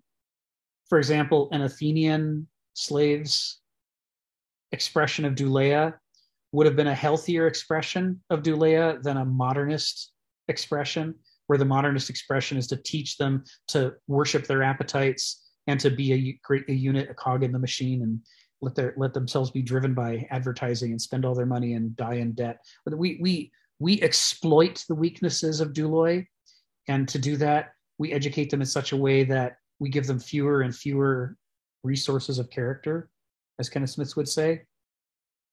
And so there's a world of difference between a doulos at that level and a doulos who grew up in a culture that was full of wisdom literature and teaching them, to not trust their appetites so much and all that. There's an enormous swing. The bell curve has a lot of width to it. There's a lot of room, between the worst of the douloi and the best of the douloi. And it's the same with banausoi. So to say that character is fate doesn't tell us precisely what kind of person someone's going to be or what exact choice they're going to make. But what it does tell us is that there is something in them that wants to make choices in that kind of way. And that's going to lead them down certain paths and make them avoid other paths in life. So there is a somewhat nuanced attempt to answer your question. I'm sure I didn't get it all, but it's a theme we'll come back to, because these questions that you're asking, they run throughout all the chapters of this book. This is when we talk about understanding the world having to come in layers, like Phil was saying earlier, just a little bit ago. One of the layers is human character types, the relationship between the faculties for thinking that we're born with genetically, the character types that tend to gravitate out of those modes of thinking, and then the forms of culture that tend to coalesce around those constellations of character types. All of these things express each other, but they express each other at different layers. And that makes this complicated to talk about.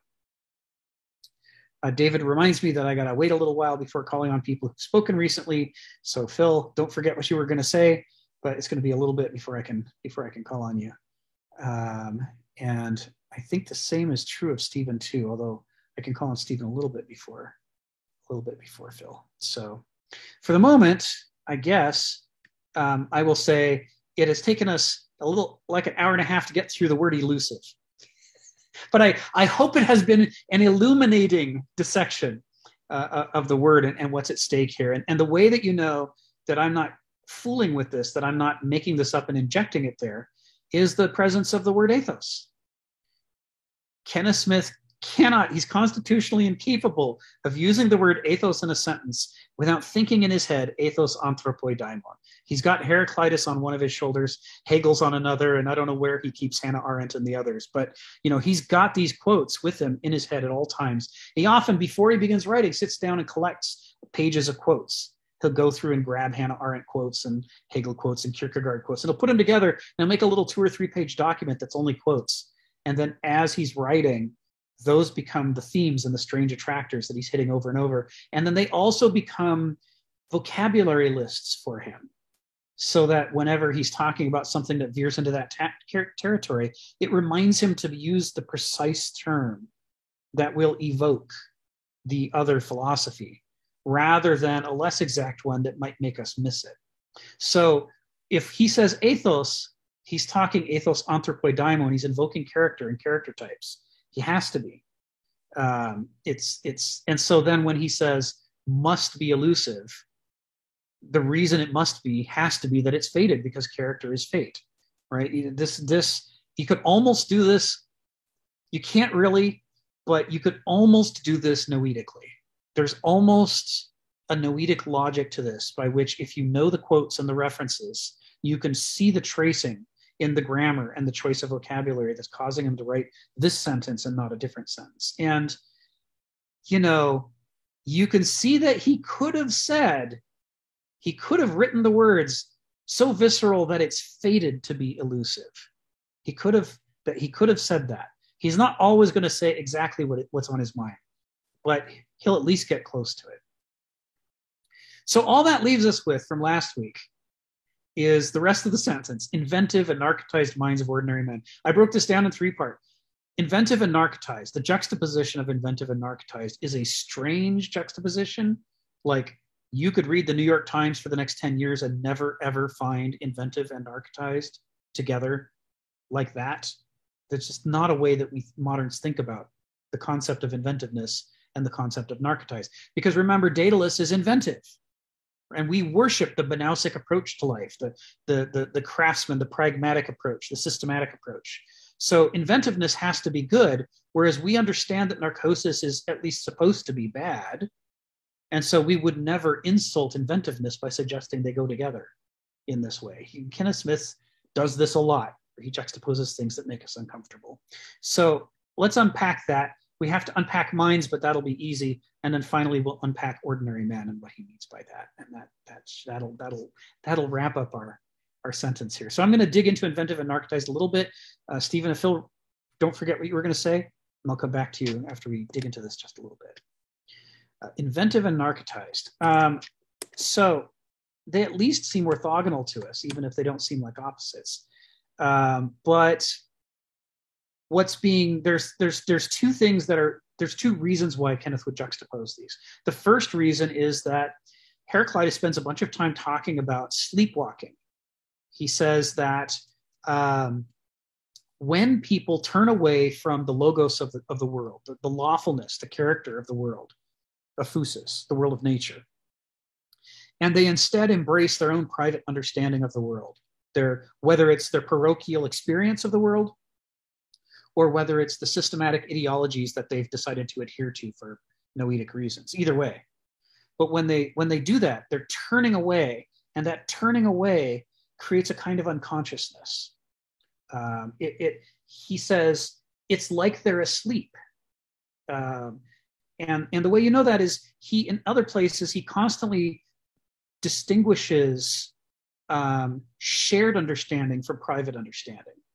He says, each person builds a worldview in their world that's like and these are not his words, these are decoding his metaphors. He says each person builds their own picture of the world. So if you've got, 11 people on this call, you have 11 pictures of the world, at least. Going back to Donna's point, we could have multiple competing pictures in our head at the same time. There's a lot more than 11, but let's say at least 11 worlds that we are inhabiting mentally. But there's only one shared world that we're inhabiting. And even in his very opening fragment, Heraclitus says, we really should stop valuing these private intelligences because they lead us astray. Anytime the private intelligence disagrees from the intelligence of nature, it's wrong. Nature is the ultimate authority. Like we said last time, kata phusei, according to nature, the highest possible test of the truth in ancient Greek epistemology. So he says we should cling to what is shared, what we have in common, our shared, the shared logos of the cosmos. That should be our source of truth. This is the backdrop for the use of the word private and the word and the word shared. And so when you see the waking have one world in common, he's saying we share a world. Sleepers each have a private world of his own. He's talking about private intelligence. And so he's comparing and contrasting what happens when you're awake with what happens when you're asleep. He says we can all agree that when someone's asleep, they're dreaming, and the dreams that they're having may or may not have some relationship to reality, but the events and so forth are definitely their own story, separate from what's happening outside the person's head. You know, someone in the same room can watch you turning and twisting fitfully in the grip of a nightmare, while meanwhile your bedroom is warm and quiet and peaceful.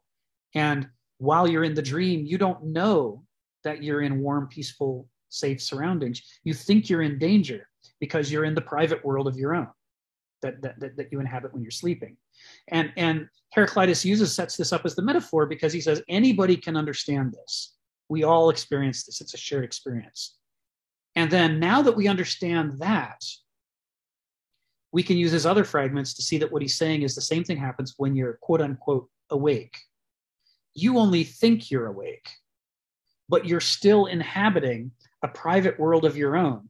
Even though the events that are happening are outside of you, the interpretation of those events, the meaning of them, what you think is true and false, is still inside of your head.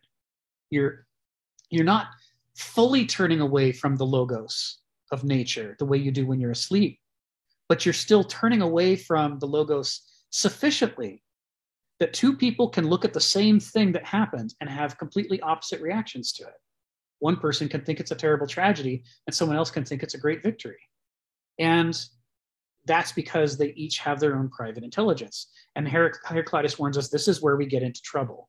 This is why parochial experience isn't enough to build a civilization out of or to use as a basis for truth. Necessary, he says over and over in different ways, but not sufficient.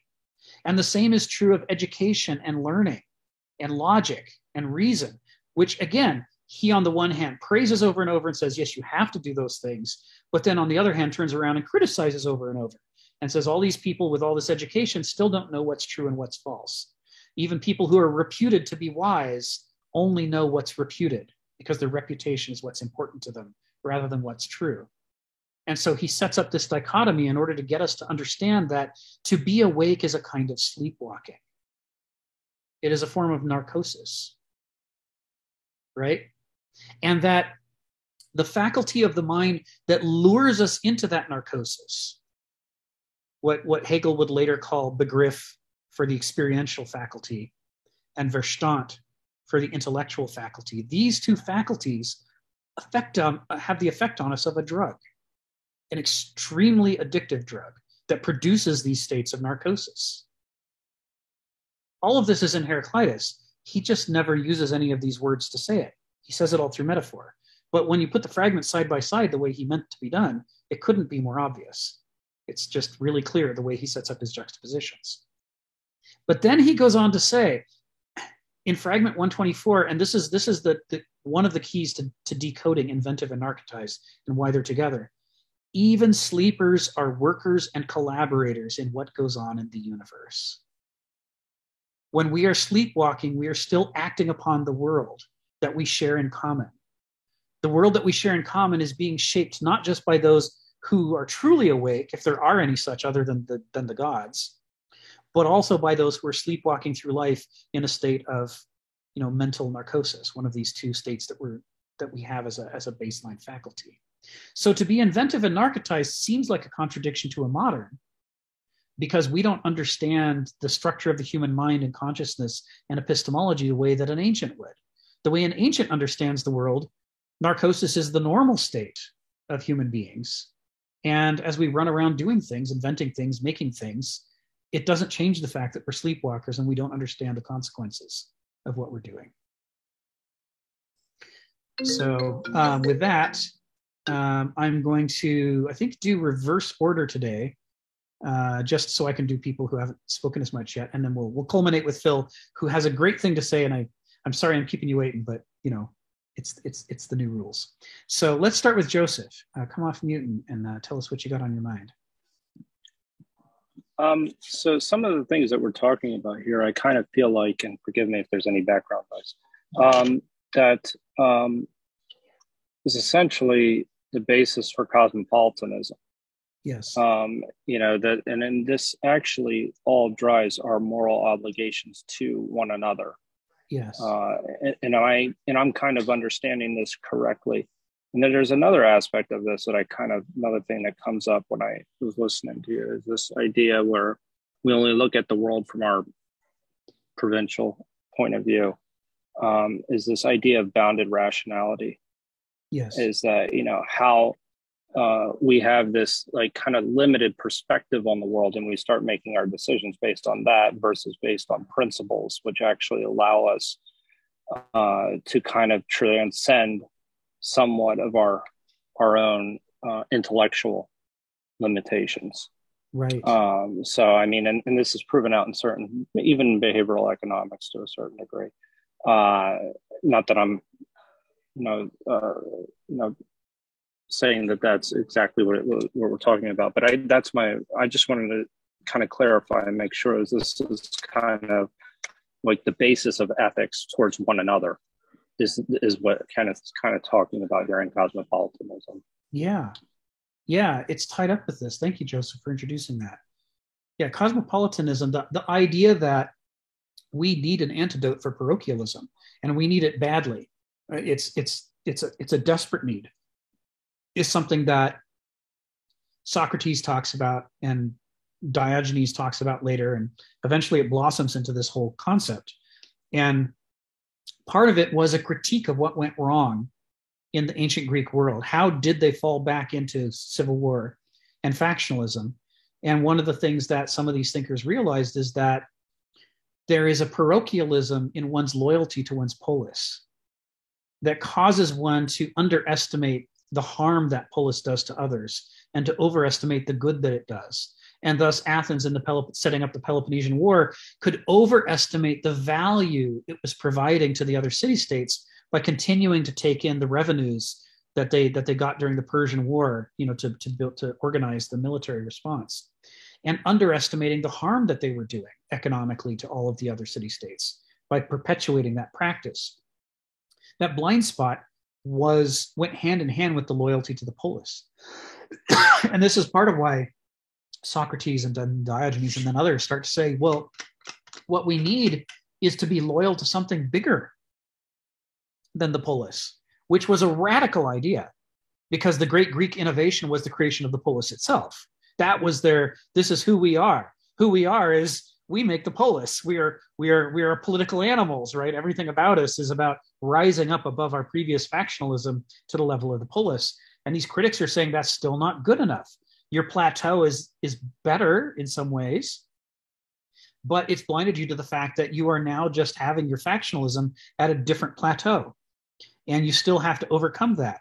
And so you get these guys saying our allegiance must be to the cosmos, not to the polis. And that includes all of the polises and other things that aren't polises. We need to be citizens of the world, say these people. And part of the reason we need to do that is if we stay trapped within this mindset of the polis, then it means that this parochialism and our rationalizations that persuade us that the parochialism is actually not parochialism are just going to have their way with us. And that's just unacceptable, because now we're fighting the Trojan War all over again, but we're fighting against each other and tearing apart everything that we built. And it is the most pathetic, tragic story to the Greeks it could possibly be. It is intolerable to them. They have contempt for their own behavior, and they have to get out of it. So yeah, they see cosmopolitanism as vital, as essential. And the problem is they're only figuring it out too late. They're figuring it out during the Peloponnesian War, and they needed to have figured it out earlier. But of course, they were fated not to figure it out earlier because the polis was their great stupid pet trick that they were so proud of. They couldn't overcome it until they became ashamed of it, until its flaws were slapping them around and dominating the shape of their lives. And only then could they go, oh no, I guess we need to give up our attachment to this thing and try to attach to something greater than that. And this is why they were primed for Alexander the Great, right? This is what Aristotle told Alexander. You can remake the Greek world. The Hellenic world can be replaced by the Hellenistic world if you can create the concept of a greater Greece that extends beyond the polis.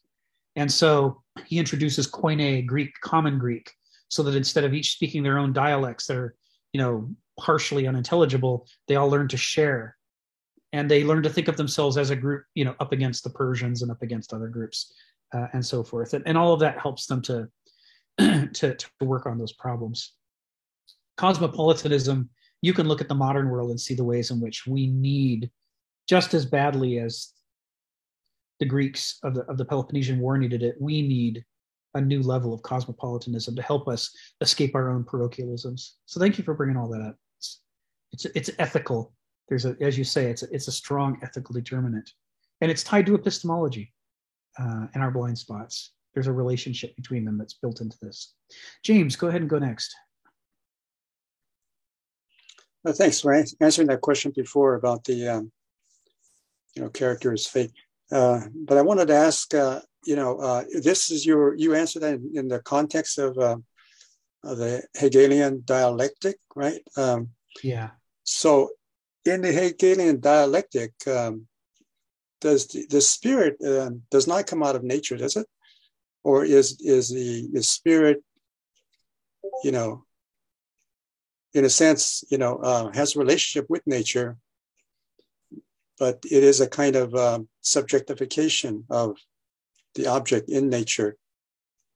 But it's really, the spirit is not really part of nature, or it comes out of nature. It is something more, I'm sure it's more complicated, but I just couldn't understand what that would mean. Like human freedom, human consciousness, because consciousness seems to be something that stands outside of nature. Yeah. And, so let's explore this. This is a great question, James. I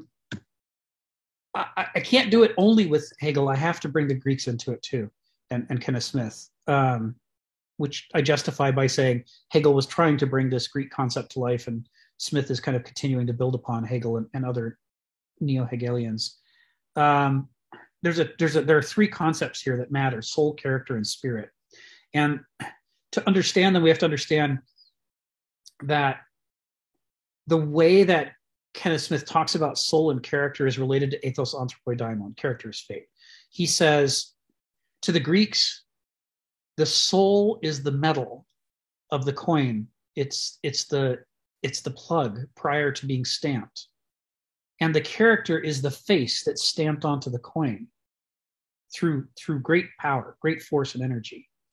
That makes it not just a blank, but someone specific. It becomes a specific coin. This is the coin of the reign of so-and-so, not the coin of the reign of his predecessor or successor. It becomes an individual through its character. The soul is the potential to do that. The soul might be, in this conception, the human nature, the general purpose, Homo sapiens character, the tendency to have naive gnosis, naive noesis, the tension between them, and the possibility of developing the adult form, the mature wielding and harnessing together of gnosis and noesis into their adult form that Hegel calls Vernunft. This potential is the soul. It reflects the soul of Homo sapiens. But the character of a specific person is defined by their specific constellation of character traits that makes them who they are, that drives them to want to become a doulos or a benausos or an aristos or whatever else. It's the dynamism. It's the pulled bow, to use Heraclitus's. It's the tension. This is where the metaphor of the blank metal that's stamped with a hammer to become a specific character falls apart, because it still looks like an object. But of course, we mean it in the Heraclitean sense, that when we stamp it with the hammer, what we get is not just a face, but fountains of order that are generating direction that the person wants to move in, that rules over them through their unconscious and through nudging them this way and that. This is where the other definition of ethos anthropoi daimon matters.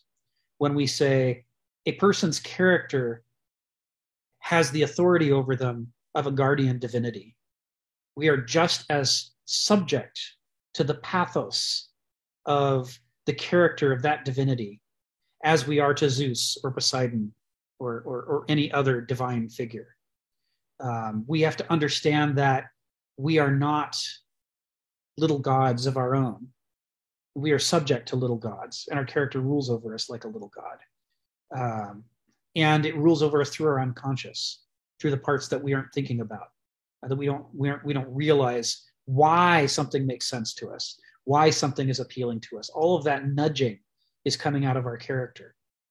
So soul and character adds this constellation of forces, and the constellation of forces puts, as Kenneth Smith says, puts soul in motion. He says spirit is soul in motion. It is soul, in not as a snapshot of a moment in time, but as a moving picture in which we can see the dynamism, we can see the phusis in it.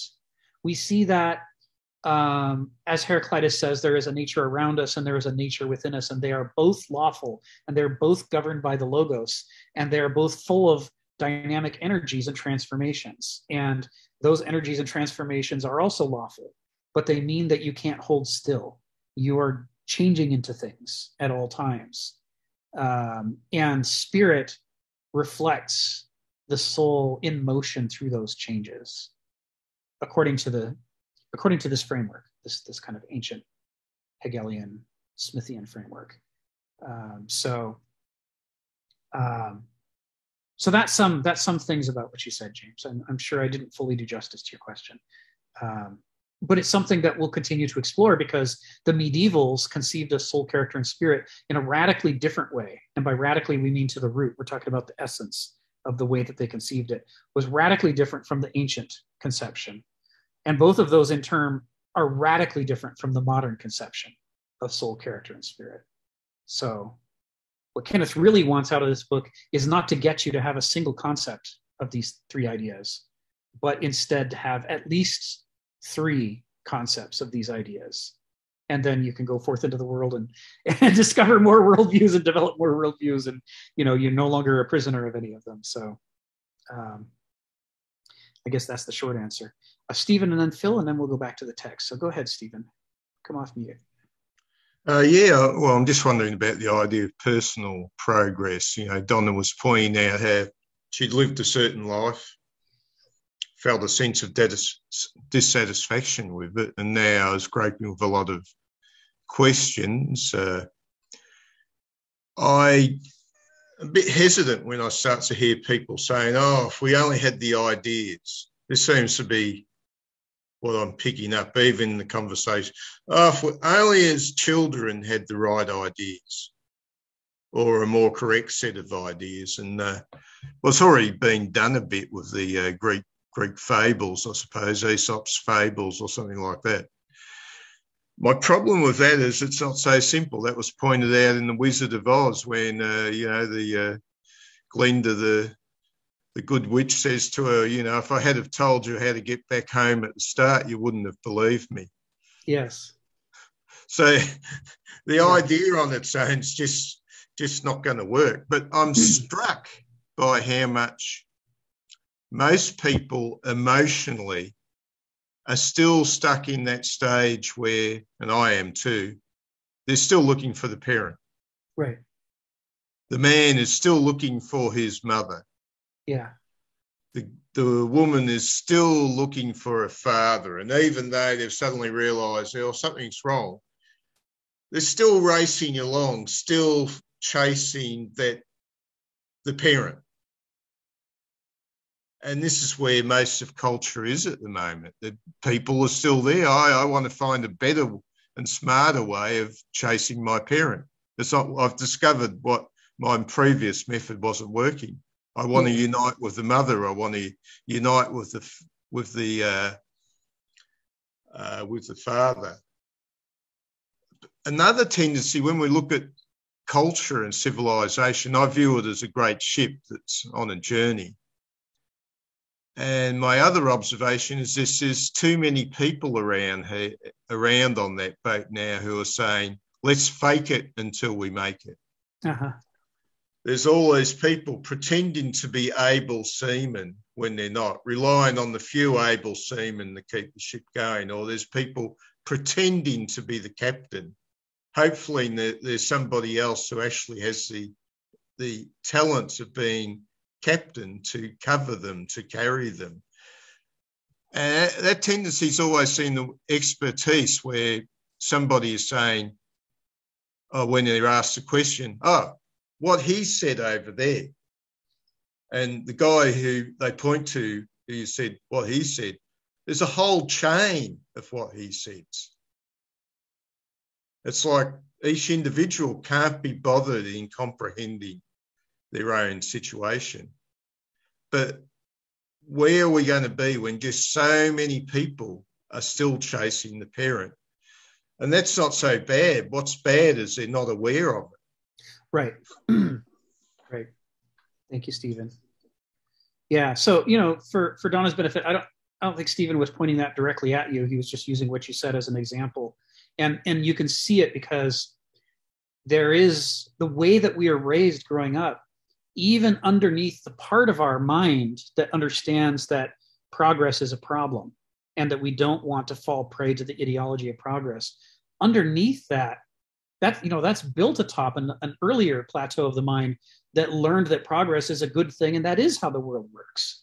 And so we find ourselves kind of amphibiously at war with ourselves whenever we grapple with issues that lend themselves to a model of progress. Part of our mind is like, oh, progress, like a bunch of steps, and it'll lead us up. And part of our mind is trying to say, no, we've outgrown that. We don't do that anymore.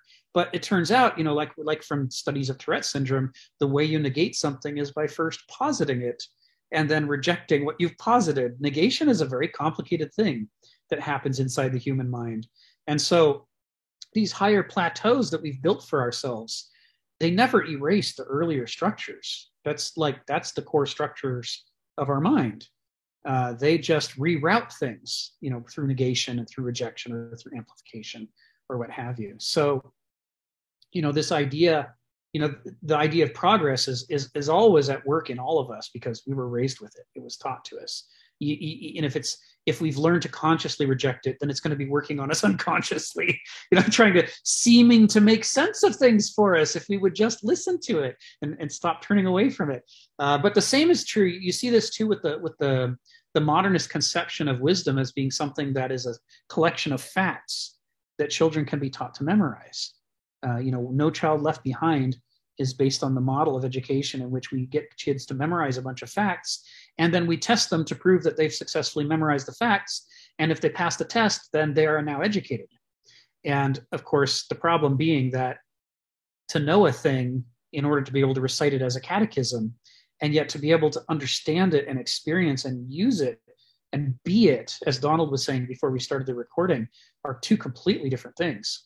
Most of the difficulty in becoming an Aristos is not in memorizing catechisms or learning facts, but in how do you overhaul your life to become one of endless agon against itself and against all the attractive nuisances of society that's trying to lure us back over and over into the way that it would prefer that we be. It's like, don't do that heuristic stuff. You're wasting your time. Come, be comfortable. Do the Dulick or Banausic thing. So we're always wrestling with it. It's always a struggle.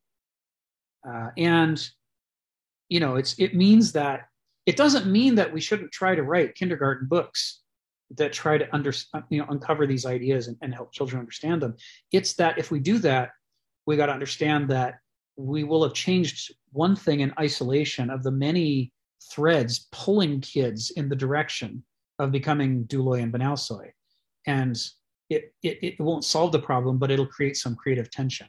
And then meanwhile, all these other institutions of society are going to be working to try to get them to just forget what you read in that book, forget that class you had on that stuff. None of that stuff's relevant to the real world. We're going to try to sucker you back into being a good target for the con game of modern society. So the problem, of course, this is something, again, Donald was alluding to before we started the recording. The problems that Kenneth Smith is diagnosing, he's diagnosing in a way in which he's uncovering layer after layer after layer of structure to the modern epoch and to the cultures that are created within it, and therefore to the psychology of the modern person and how they're constructed. And at first, it can feel demoralizing and daunting because we thought we just had some simple, straightforward problems, pass a few laws here, maybe remove some taxes and add others, maybe a treaty or something, and we'd be done, right? How hard could it be? Because the modernist worldview has a lust for simplicity. We have all fooled ourselves into thinking that the problems that we're caught up in we may call them complicated, but our version of complicated is actually something very simple and trivial and easy to fix.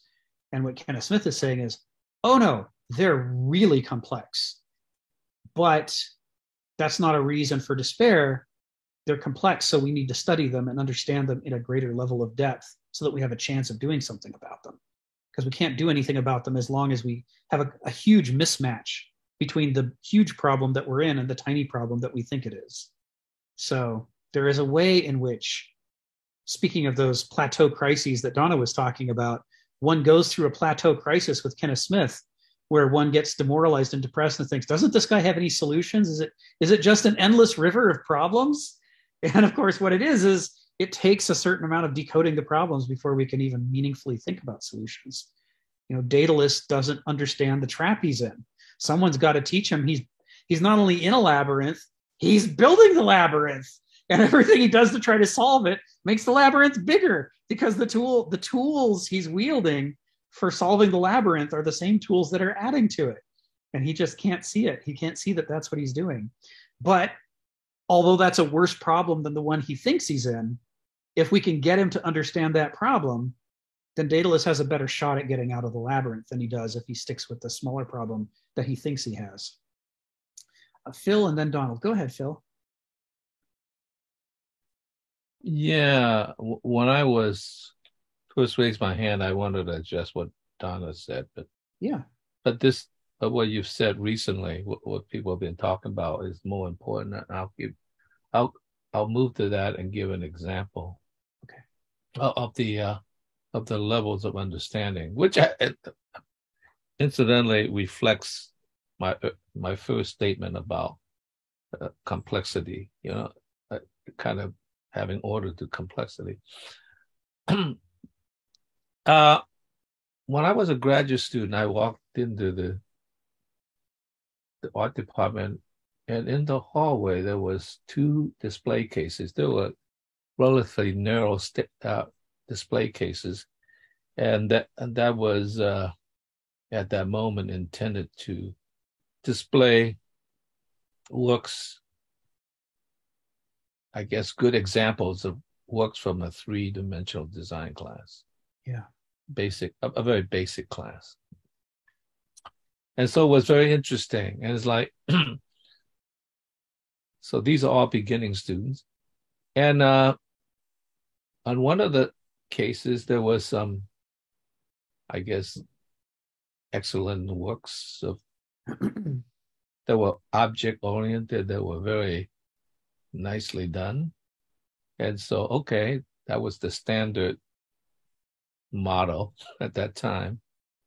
And then there was this other case, which was very interesting. And at first I sort of slightly misunderstood it. It seemed empty. And so I said, well, that's interesting.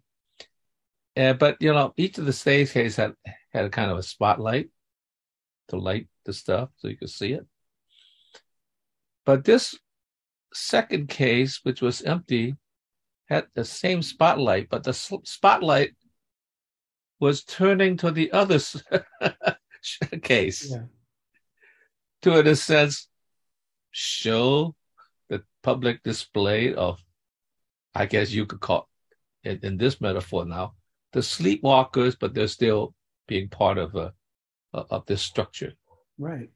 And so I said, well, this is really a very, very smart student, because he was talking about another level of understanding, not of objects, but of ideas that open up the dimension that's beyond objects, which is the context of the class, you could put it this way, a context of society. And they were bound together in a funny relationship, even though one was on a very high level and the other ones were on the ordinary level.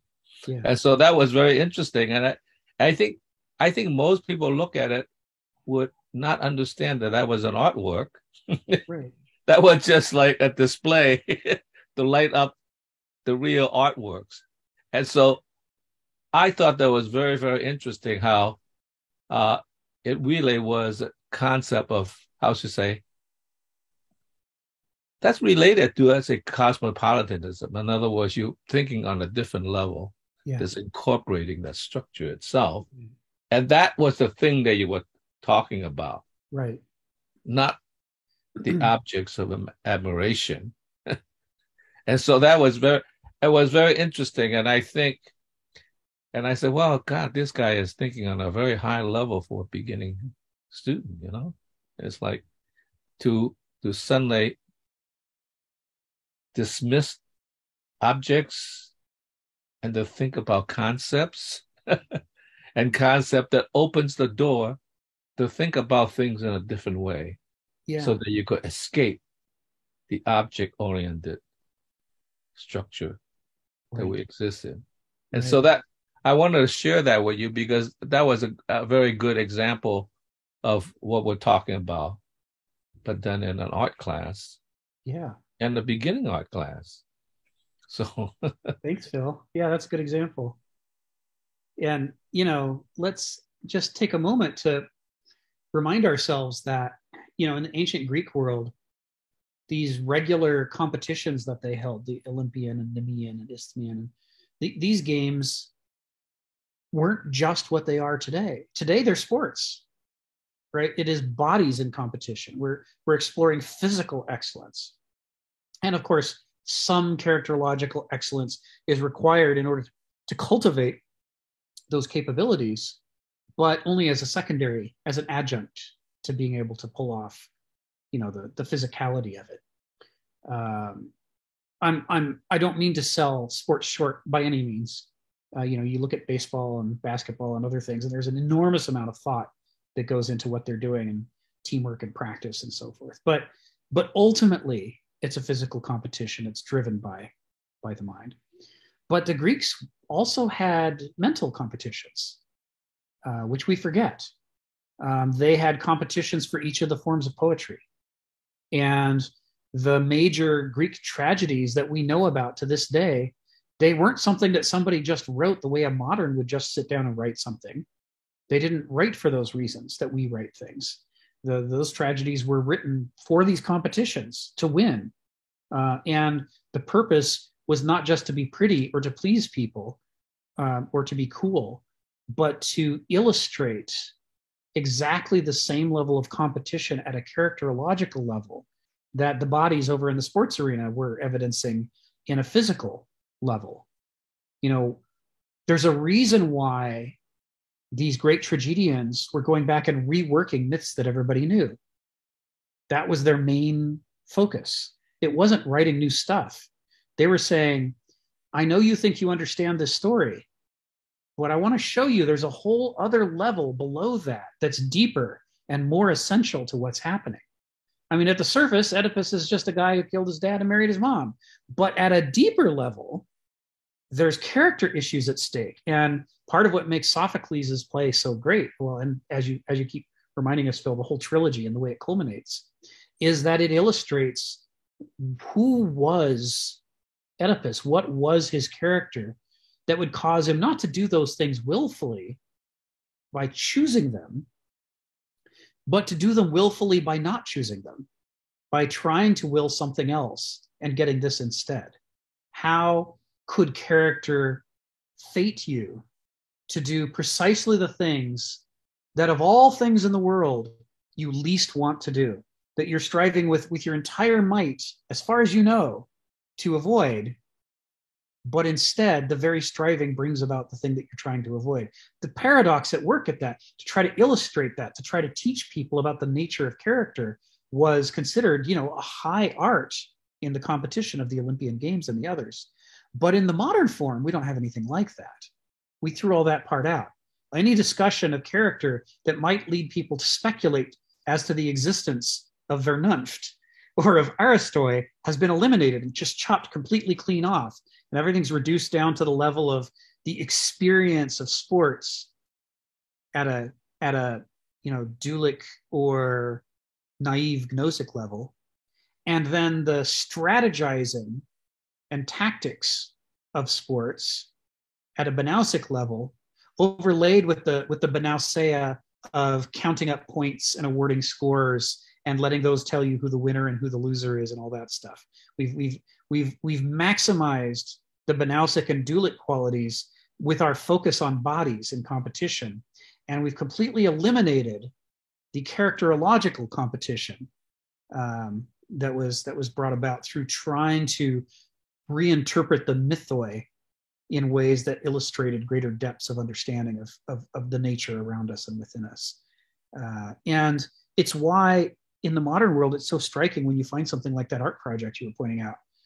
So here's somebody bucking the trend and doing something to suggest that missing, that lacuna, that missing part of our experience, and suggest that it's worth thinking about and experiencing. When I talk to Kenneth, from time to time, he makes recommendations about movies or books.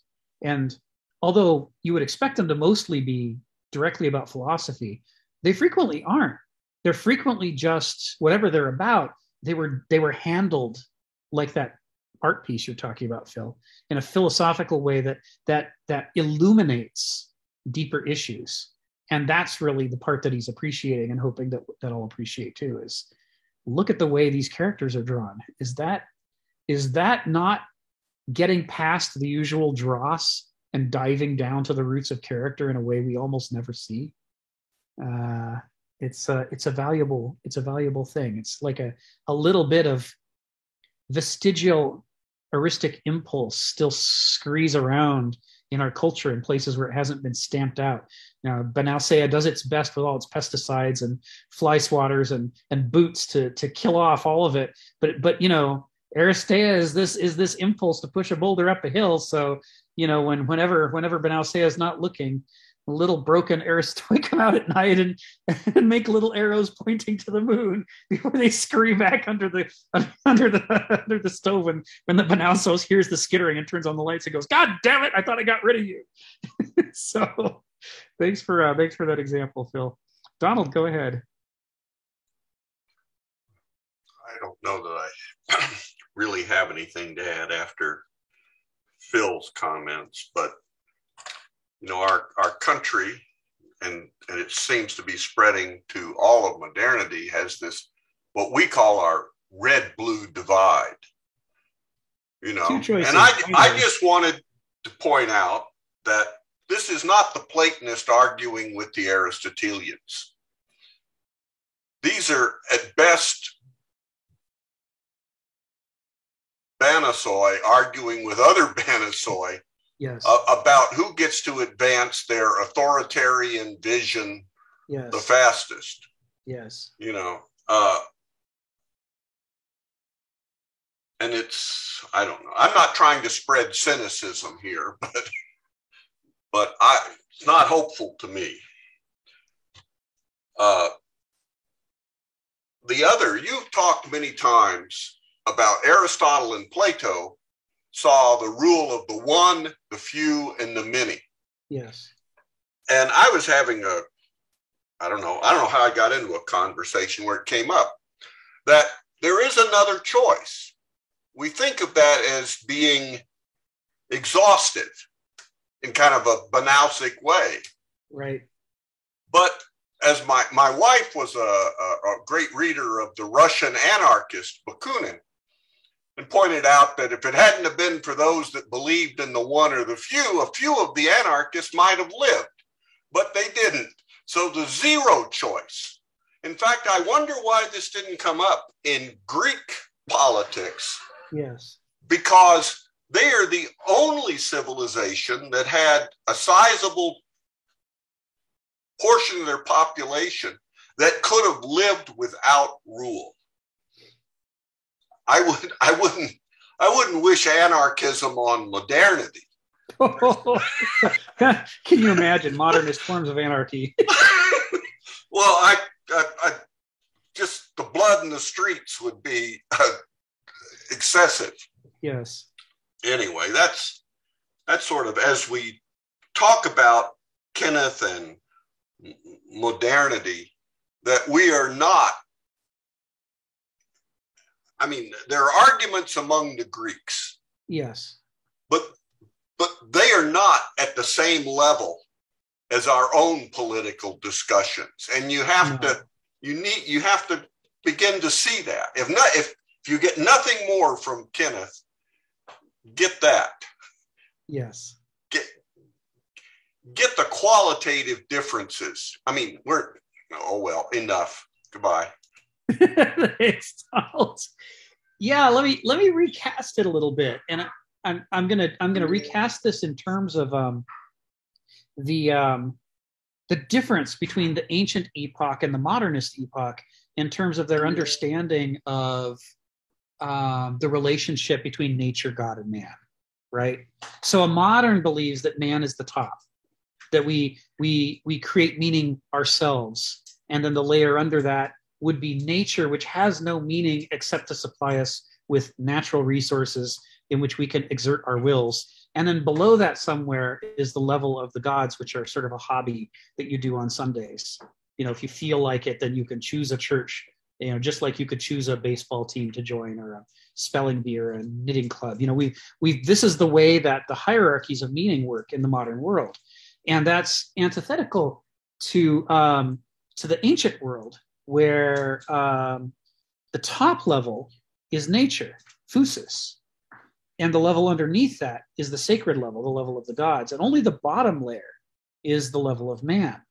So what it means is that the very word anarchy has almost an opposite meaning in the ancient conception than it does in a modern conception. Because if it's really man or nothing, like moderns say, which always decodes down to nothing, it's a meaningless machine universe and where everybody can do whatever they want, then if there's not some specific one or few or many people in charge, ergo, literally nothing must be in charge, only the void. That's all that's left. Anarchy, without rule, nothing rules us, right? The very concept of anarchy, the way that we imagine it, has built into it our cosmology of a meaningless universe with nothing more authoritative than us. But now look at that from an ancient perspective. Phusis is in charge, right? Nature is in charge of everything. And that means the nature of a rule by one or few or many is determined, you know, it is constrained by happening underneath two higher layers of rule. We are ruled above that by the gods, which was an understandable thing in the medieval world, but is incomprehensible in the modern world. And they too, above that, were ruled by nature, which was incomprehensible in both the medieval and the modern worlds, right? So really, anarchy is an impossibility in the ancient world. What you would actually have is phusarchy, the rule of phusis, i.e. nature, because you can never escape the governance of nature. And of course, in their polytheistic sense, there was also thearchy, the rule by the gods, who don't all get along with each other all the time, but are at least expressing aspects of nature that we can, understand and study and try to benefit from. So it's fascinating the way even a concept like anarchy transforms from being without rule to being ruled without being ruled by people, but still being thoroughly ruled, right, in the Greek concept, in the ancient concept. just not in ways that we necessarily recognize, or that are ways that are not easy for a Banausos to know what to do and what not to do, or for a doulos to know what to do and what not to do. And so Aristotle's core argument in his Politics is that the reason that we erect human governments, if they're functional, is so that Aristoi can try to translate the actual rule of Fusarchy and Thearchy into simple ideas that Douloi and Banausoi can follow and not lead us all into ruin. Right? And you see how this reinforces the distinction we made before about how Aristotle said for each of these forms of government, the one, the few, and the many, there are two different forms, the good form and the bad form. And the good form is when it's Aristoi, because they're doing their job of not putting themselves as the rulers, but of merely trying to translate an understanding of the rule of nature and the gods.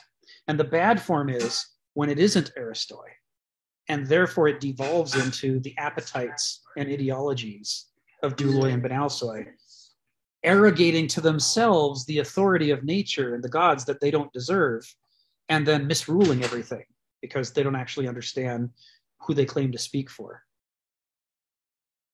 Another way to say that is that in advance, Aristotle dissected and critiqued everything that was going to go wrong in the medieval epoch. That by not having Aristoi in charge, it ensured that whoever was claiming to speak for the gods was going to be parochial and corrupt. And that therefore the dream of a perfect society ruled by God had to degenerate into the ultimate form of corruption, in which corrupt people now couldn't just get, they didn't merely claim to be speaking for themselves or nature, but they claimed to be speaking for God. And that allowed them to cover up their corruption far longer and for it to get far worse. So anarchy is a really interesting term when you run it through the filters of these three epochs we're going through in this book. I'm really glad you brought that up, Donald. And I suspect that's the reason why it wouldn't have occurred to Aristotle to list the zeroth form of government, because he thought they were all subject to those two layers above. But it's, I think, a really, it's going to change the way I think about this, Donald. Thank you. I'm going to be thinking about this for a long time to come. So I think we'll finish our first sentence of this last paragraph today. We've got a whole 26 minutes, and I think we can do it. So let's wrap up inventive and narcotized. So I said before that one of the things about inventive and narcotized is to understand that a modern thinks these things are opposites or at least orthogonal, but they're not. From a Greek perspective, they're entirely complementary. The most active person you can think of is operating under a form of narcosis. That the human mentalities that we are born with and that we gravitate towards are drugs within us. They literally dispense neurotransmitters into our brain to make it appealing to us to do them more. And therefore we gravitate towards the one or the other of the mentalities, and we do them. And we run around doing all our actions in the world, fully inventive, fully doing things, and yet asleep the whole time.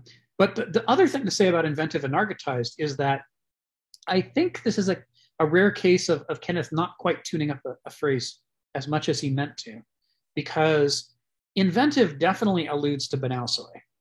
He uses that connection in other places.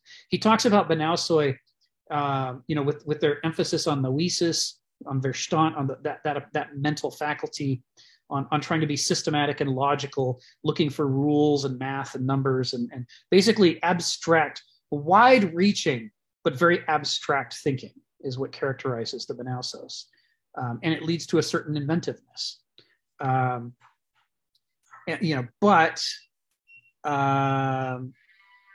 What's the phrase narcotized doesn't work if it's restricted to being a synonym for Douloi, right? Because Kenneth sees both of these forms as forms of narcosis. So I suspect that what's happening here is he wanted to say inventive, he wanted to say narcotized, but he was thinking about his next sentence and he never added the third factor, which is alongside inventive should be something about, emotional, feeling, experiential, memory-driven, sensory-driven, the naive gnosis, the begriff of the doulos. and to say that both of these are forms of narcosis. But, it's like, how much can you pack into one sentence? There's at some point where the grammar starts to fall apart and you let go of some of what you're trying to say. So, but the reason that I stress that is that it is definitely the case when you read this sentence that it becomes clear when he says, and I'm going to run it again, aristocrats are distinguished by an ethos of commitment to intrinsic truth so visceral, it must be elusive to the inventive and narcotized minds of ordinary men. Ordinary men, as we're going to see, he's definitely talking about Duloi and Benoussoy. That's what's ordinary. The aristos is extraordinary because they're having to struggle against themselves in ways that they're punished for, generally speaking, as he says in the next sentences. So this reference to inventive and narcotized is almost certainly a partial allusion as well to Duloi and Benoussoy and his entire framework of character types. And part of the way you know that is the very next word is minds. So let's turn to minds. Let me grab that, copy it, paste it in here. Kenneth Smith uses the terms mind and mentality almost as synonyms. Almost he swaps back and forth between them. Sometimes he'll use one and sometimes the other. And the more you get to see the way that he uses the words, it's often just a roll of the dice which one he uses. It's best to think of them as synonyms. And when he's talking about mentalities, he's a little crisper usually about the fact that he means that Duloi, Benoussoy, and Aristoi are not just character types because we say so, but that they're character types that arise from the mentalities, right? The way of thinking produces the character. There's a feedback loop in which they reinforce each other. And so there is a connection, an innate connection between the reference to minds and the reference to the Duloi, Benoussoy, and Aristoi. And that sort of reinforces the idea that inventive and narcotized is a reference to Duloi and Benoussoy. So the word mind is a word that in modern English, we all think we know what it means more or less. But anybody who's ever looked at artificial intelligence or psychology or anything else pretty quickly concludes that we're not really sure what we mean by mind. But in the mid-20th century, there was a movement among behaviorists to banish the word mind. So they thought it was too woo, it's too touchy-feely, like feelings and other things. And they were in the middle of a behaviorist project to try to expunge all feeling life from our conception of human beings and the mind. They had already postulated the idea that animals don't have feelings. They're just little robots that we can program behaviorally through operant conditioning. And they were well on their way to trying to assert that the same was true of human beings, and we could just disregard any sadness or grief or pain they might be feeling and just push their buttons and manufacture a sort of artificial person who did exactly what we want them to do. This was what their concept was. And so, they denied the existence of a mind entirely. That was sort of peak modernism, was there's no such thing as a mind. But as we've retreated from that, as the evidence for that has fallen apart, the evidence for the tabula rasa has collapsed, and now we're starting to understand generational patterns of transmission of mental illness, alcoholism, and other things, the way that people are born with certain traits, we are re-embracing this idea of the mind, that there is something more than just the fact that you've got a structure in your skull. There's some configuration within it that makes people different from each other. And that it has to be studied, or else you really don't know how to treat illnesses or predict people's behavior.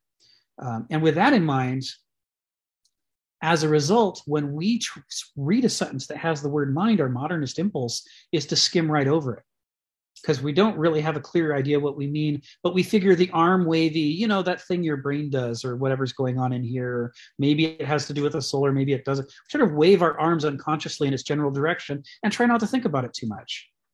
But this is Kenneth Smith writing, and he's tuning these things up to a fare thee well. So he cannot mean by mind what we read into the word mind. He has to be meaning it in this diagnostic sense of the character types and the kinds of mentalities that they build atop these mental faculties that we're born with as potential. Does that make sense? As part of trying to decode how I went about doing the sentence, this is, he definitely means these things. He's definitely referring to these things, even though he doesn't say the words. And that takes us, and why don't I pause here for questions before I go on to the next section, the final word. So So who's got questions, comments, or concerns here?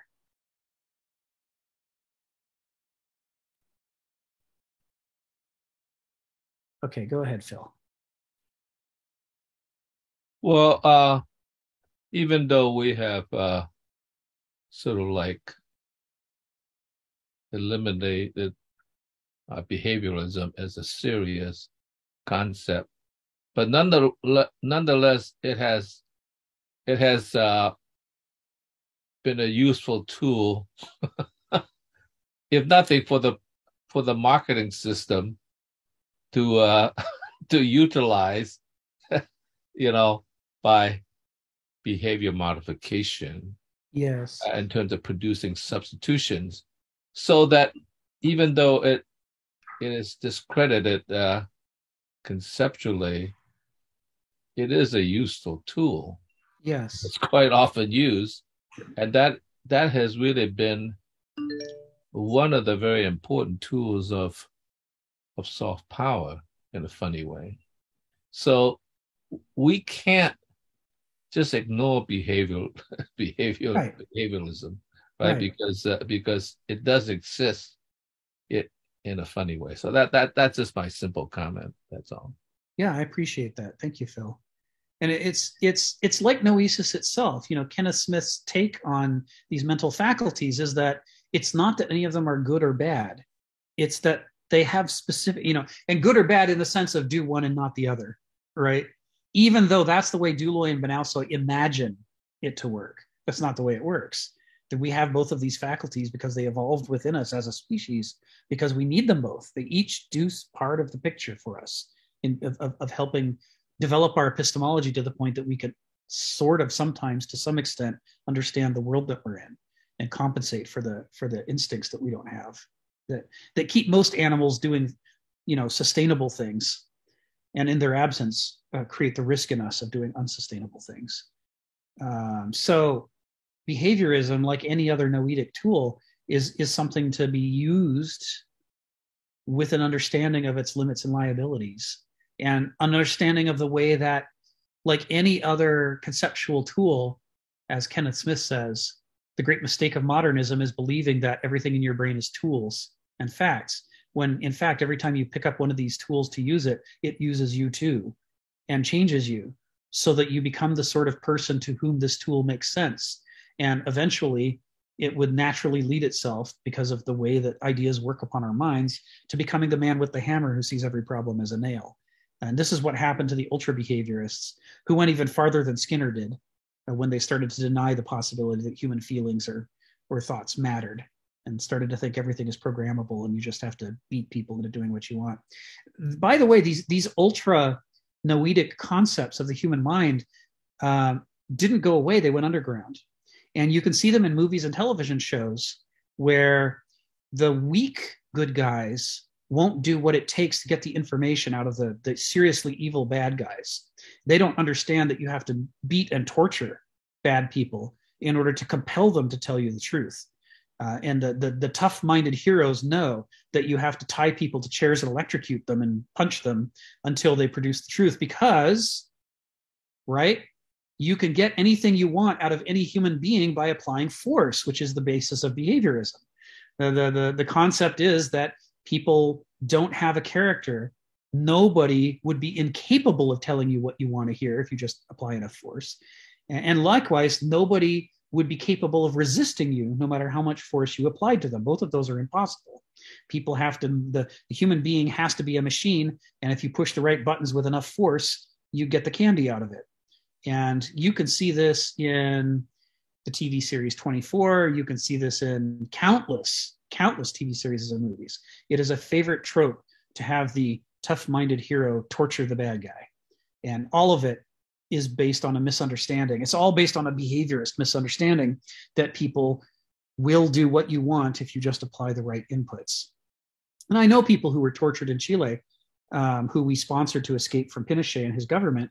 And Amnesty International and others have pointed out that what frequently happens is people understand that if they tell you the truth and that's not the truth you want to hear, you will keep torturing them. So they don't tell you the truth. They tell you what you want to hear, because if they don't, you'll keep punishing them. There's there's this hoist on your own petard thing that happens to torturers over and over that they don't really like to talk about very much because it doesn't fit with their noetic model of the mind. And so thus, as I say, ultra behaviorism, although it has become passé since the 60s, it just went underground, and it's still the way that enormous numbers of people think about the world without actually thinking that they're thinking that way. Stephen, go ahead, and then we'll wrap up with the final phrase of this sentence. It's a strong interest of mine at the moment is something that was alluded to in the Dark Ages, and that was the an ecumenical council, which they called the Robber Council in 869. And this led to a struggle between the Western and Eastern churches. And what the Western church wanted to say, this is our definition of man. The ancient definition was body, mind, and spirit, or body, soul, and spirit. But the Western church wanted to say, well, man is only body and soul, and the spirit is only God. There's no individual spirit. There's only one path to the spirit, and that's through the church. You as an individual have no spiritual faculty. So the Western church defines man or the human as a body, and the soul it said, well, that's will, that's feeling, that's thought. And reason or thought was seen by the Western church as the highest faculty the individual could have. Yes. But, and this seems to be an extreme case of where a church that becomes so banalzoid, the Western church, we are the experts. We are the spiritual experts. Only by training can you reach the point. You untrained people, you're less than us. Right. You can never do anything. It's what the Western church seemed to be saying. And yes, the Eastern church repudiated it. They wouldn't accept this ruling. They felt that the human being still had something of an individual spirit. And that was one of the things that's gradually leading to the schism centuries later. Now, of course, today you can go there that our glorious Western church, who us Westerners are all based on, all our doctors in the past learnt Latin,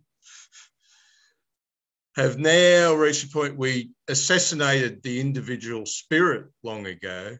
Now, I'm starting to think the modernist project is to go one step further now and assassinate the soul. You do not have an individual soul. You do not have an individual mind.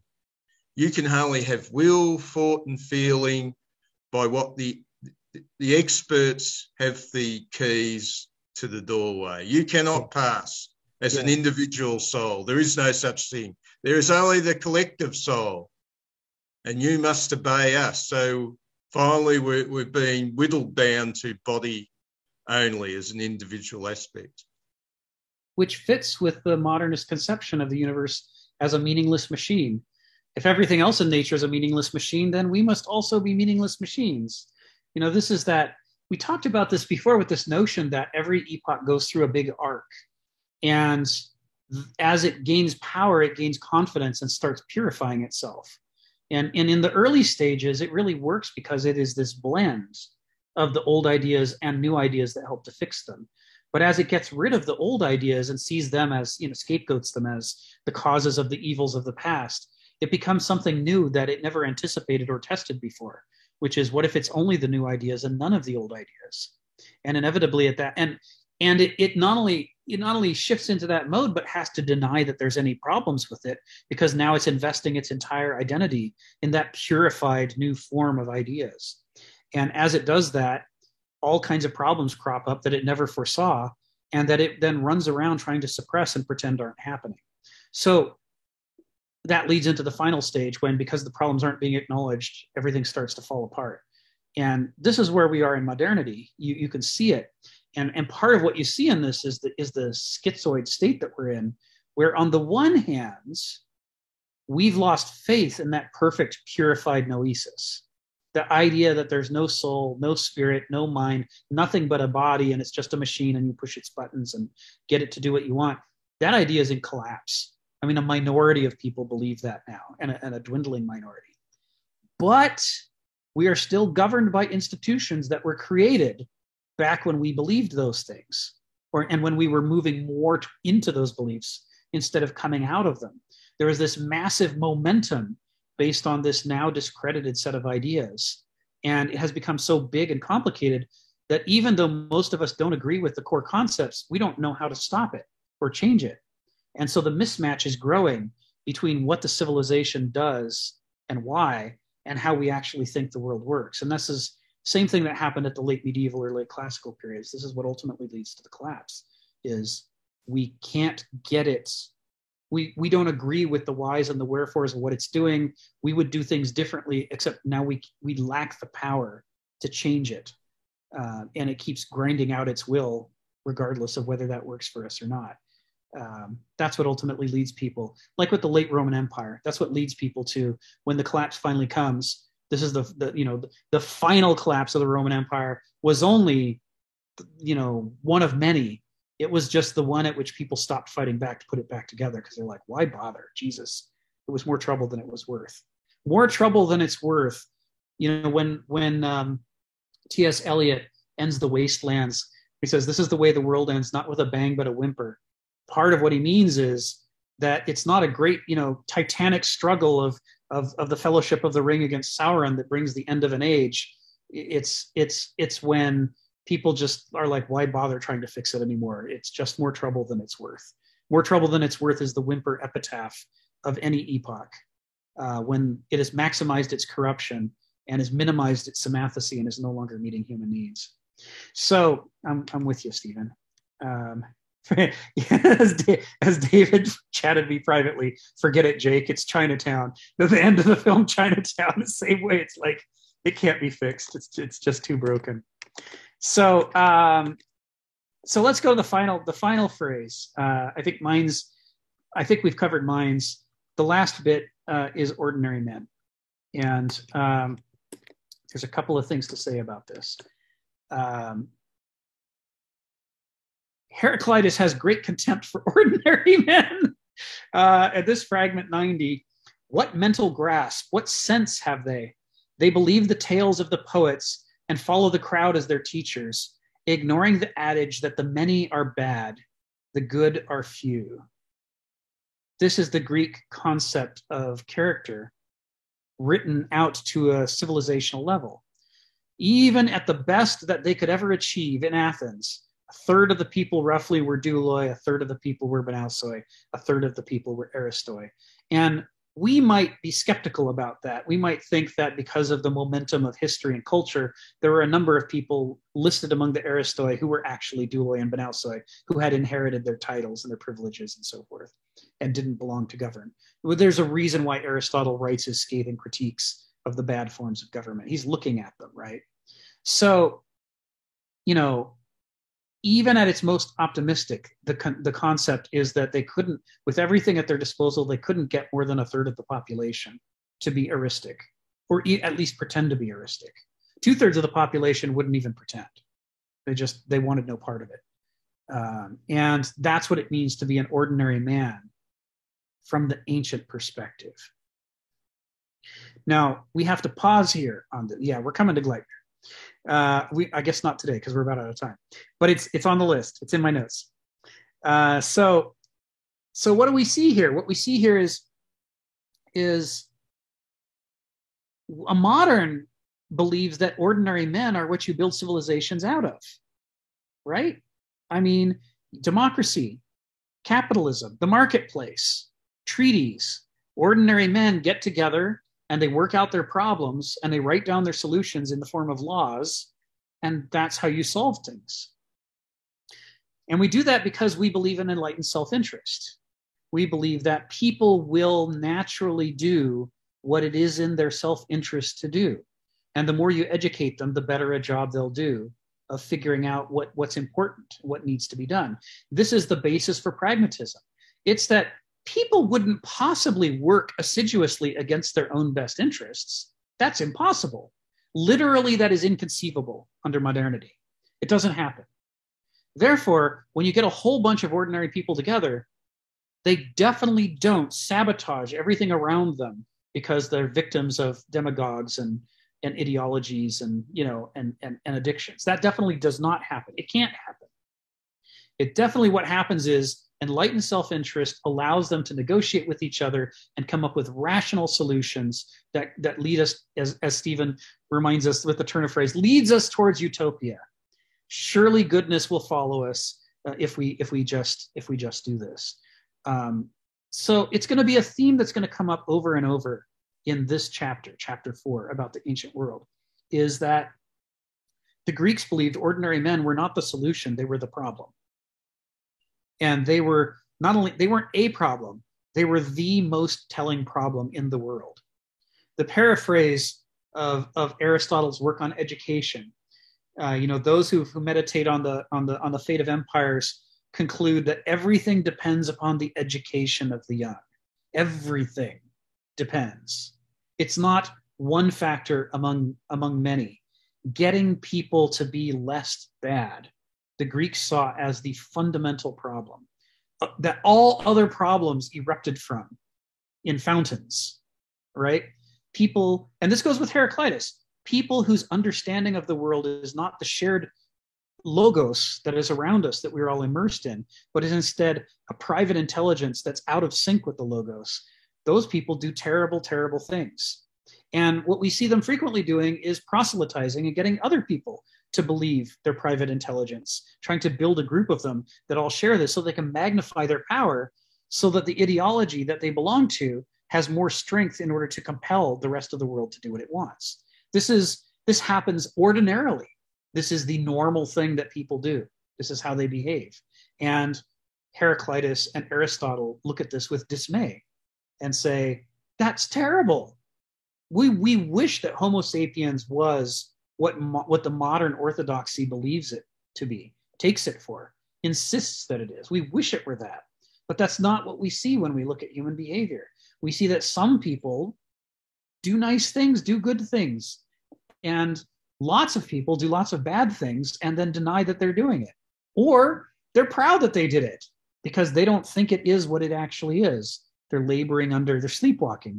They're interpreting the world other than the way it actually is. So when he writes this sentence, built into it is this ancient Greek frustration with human character, with the character of human nature, the default character, the soul of man, if you will. And the thing that Kenneth Smith knows and thinks and writes about endlessly, but that Aristotle and Heraclitus couldn't possibly have foreseen, is the way in which, as bad as that was in the ancient world, in the modern world, which has conducted characterological genocide to exterminate not only Aristoi, but even the possibility of Aristoi accidentally arising, hardly anyone falls outside the scope of this sentence. This sentence that he's saying, which I'm going to paste in there one last time, help us wrap up here today, and I'll call on you in a moment, Ginny. This sentence, taken in full, when he says aristocrats, remember he's talking about Aristoi. He's talking about the people who ought to rule, people who are not obviously characterologically unfit to rule, are distinguished by an ethos of commitment to intrinsic truth so visceral it must be elusive to the inventive and narcotized minds of ordinary men. That meant to the Greeks the majority of people. And in the modern world, it means more or less everybody. The thing that is required to be able to govern effectively is incomprehensible even to the best of us as moderns. Moderns are characterologically unfit to understand how to create sane governments. This is built right into the structure of this sentence, once you trace through all of the pieces he's pulling into play. And it's a terrifying idea, because how are we supposed to solve the problems we face if we have blind spots exactly where we most need to be looking at the causes of things and therefore the solutions of things? You'll see as we go into the rest of this paragraph and move into the rest of this book, this is the theme we're going to come back to over and over. We think we're the most advanced, the most objective. We see things the most clearly. We care more about human rights than anybody ever has in the history of the world. We think those things about ourselves. But from a Greek perspective, precisely the opposite is true. There's never been a people more industrially, systematically, scientifically, mathematically, logically cultivated to be unfit to govern than moderns are, because we think that you can do it with a great machine. And the consequence is, like in the United States, election after election, there's just a big tug of war for who gets to be in charge of the machine so that they can make it do what they want. Nobody's trying to make it do what it should do. Everybody's just trying to make it do what they want. And that gets us into trouble. And it means that we're not only running in sand, we're running in quicksand. We can't make any progress, because if we make some progress, the very next group that gets into power will frantically and furiously do everything in their power to undo everything that we did, because they hate what we stand for, and we've never agreed to stand for the same thing. Again, the goal is not to be a downer. The goal is to understand the nature of the problem. If we think the solution is we should just win the next election and then everything will be fine, then we're misunderstanding the nature of the problem, which persists from election to election, from party to party. The problem goes all the way down to our very concepts of nature, God, and man, our concepts of freedom, free will, how we understand truth and falseness. The whole worldview works together to make us think that recreating the problems over and over is actually some kind of solution. And if we want to solve it, we have to break free of that delusion and start to look at things as they actually are. All of this is bound up in this sentence. This sentence, when he says visceral, he's alluding to the non-intellectual, non-rational values propositions, the feelings, the agonies, the yearnings for a better world. And this is like a great cry from the soul of Kenneth Smith, saying, for the love of God, why can't we see that if we keep electing people unfit to govern, we're going to keep having corrupt governments? And then saying, well, of course we can't see it. It's the way that we're raised. We're raised not to see it. Ginny and then Phil. Go ahead, Ginny. How I passionately agree with the statement, the downfall of human races, and the human race is not nurturing the children of this world in a healthy way. I so agree with that statement. You said that way back a few minutes back. It's the children. You need to nurture them from, the first 10 years of their life is just so important in my view. Thank you, Ginny. Bye, Sharon. Bye, Donna. Go ahead, Phil. Yeah, I have a slightly different interpretation, although it comes to the same point. Yeah.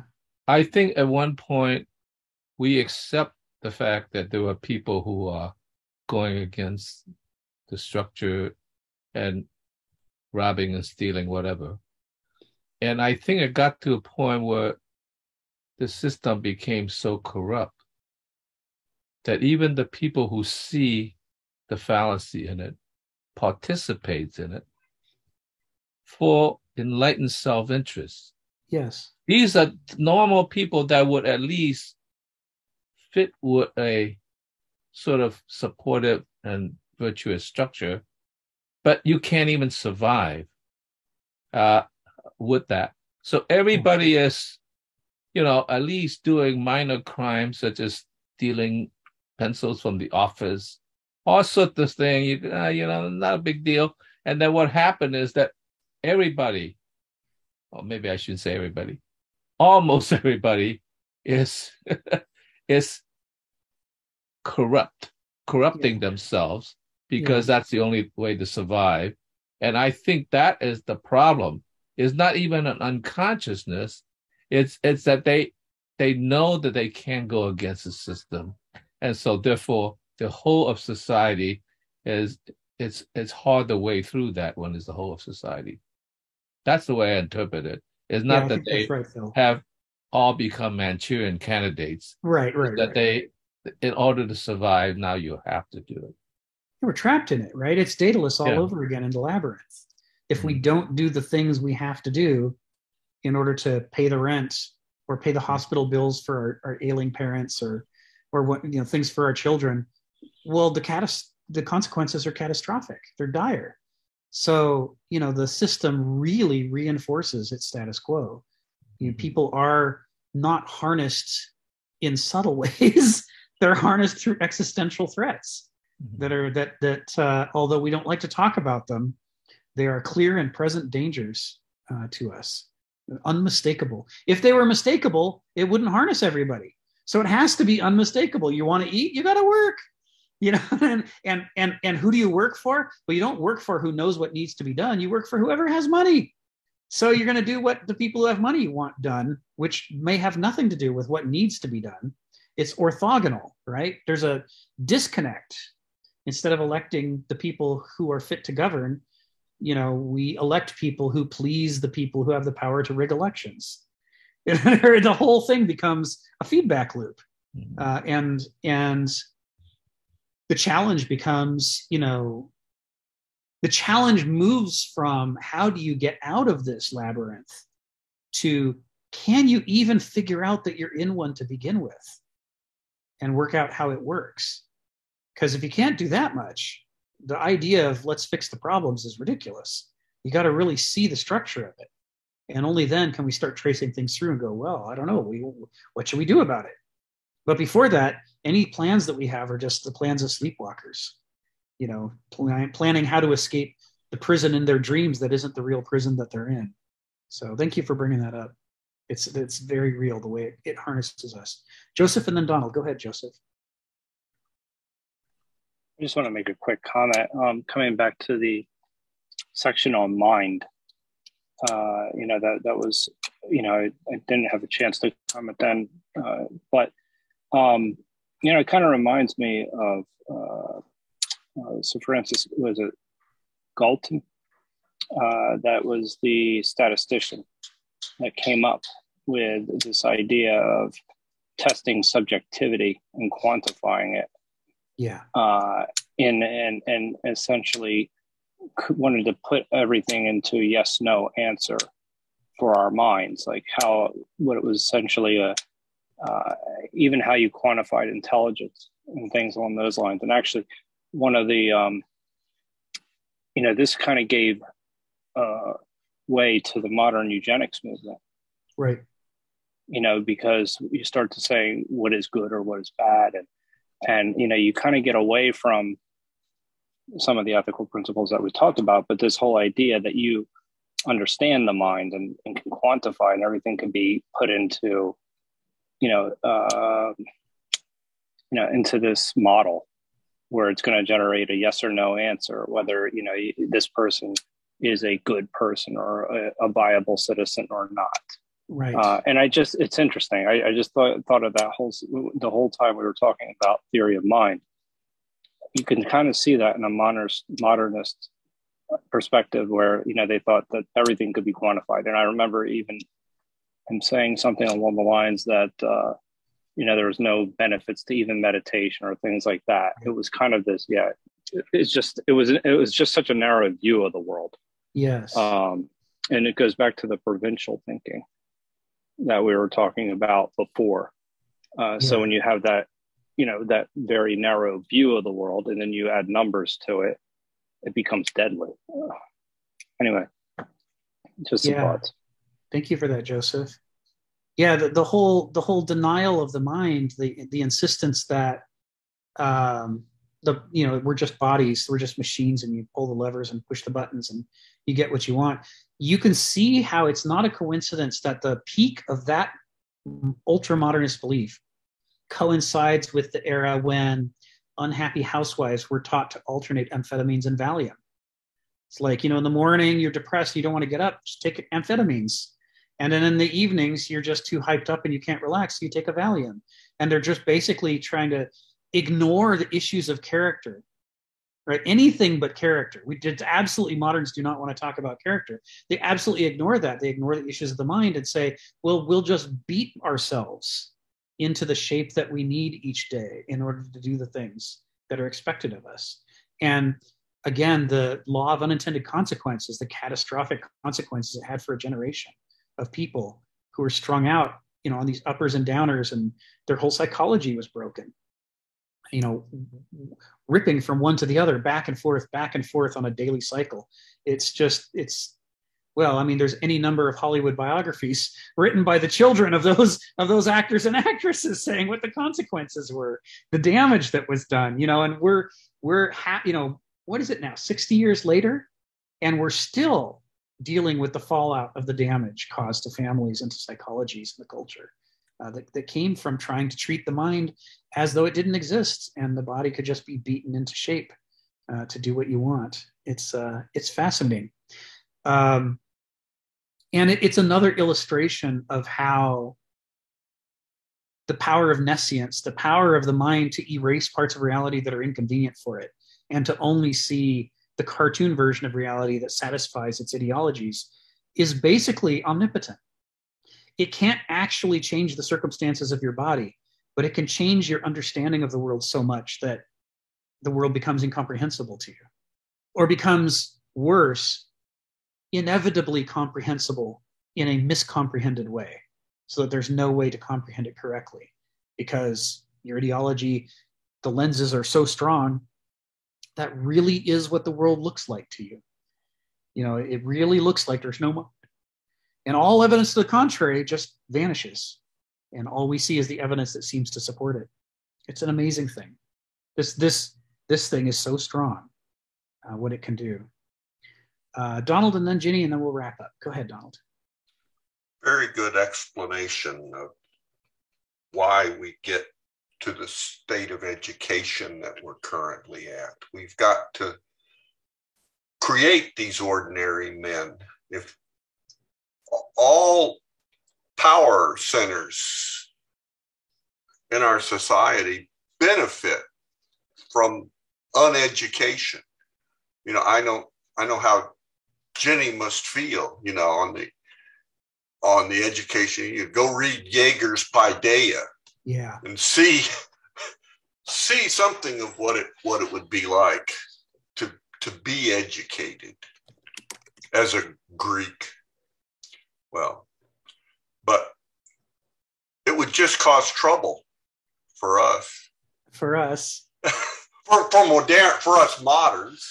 Yes. Not personally, but as a society, be the last thing we wanted. Even those groups that say we need to teach critical thinking, they wouldn't really want critical thinking, I don't think. No more than they would want to see, a large explosion in their house or something, or in their society. Or to see their bank account erased. Right. Yes. Thank you, Donald. Ginny, and then we'll wrap up. Go ahead, Ginny.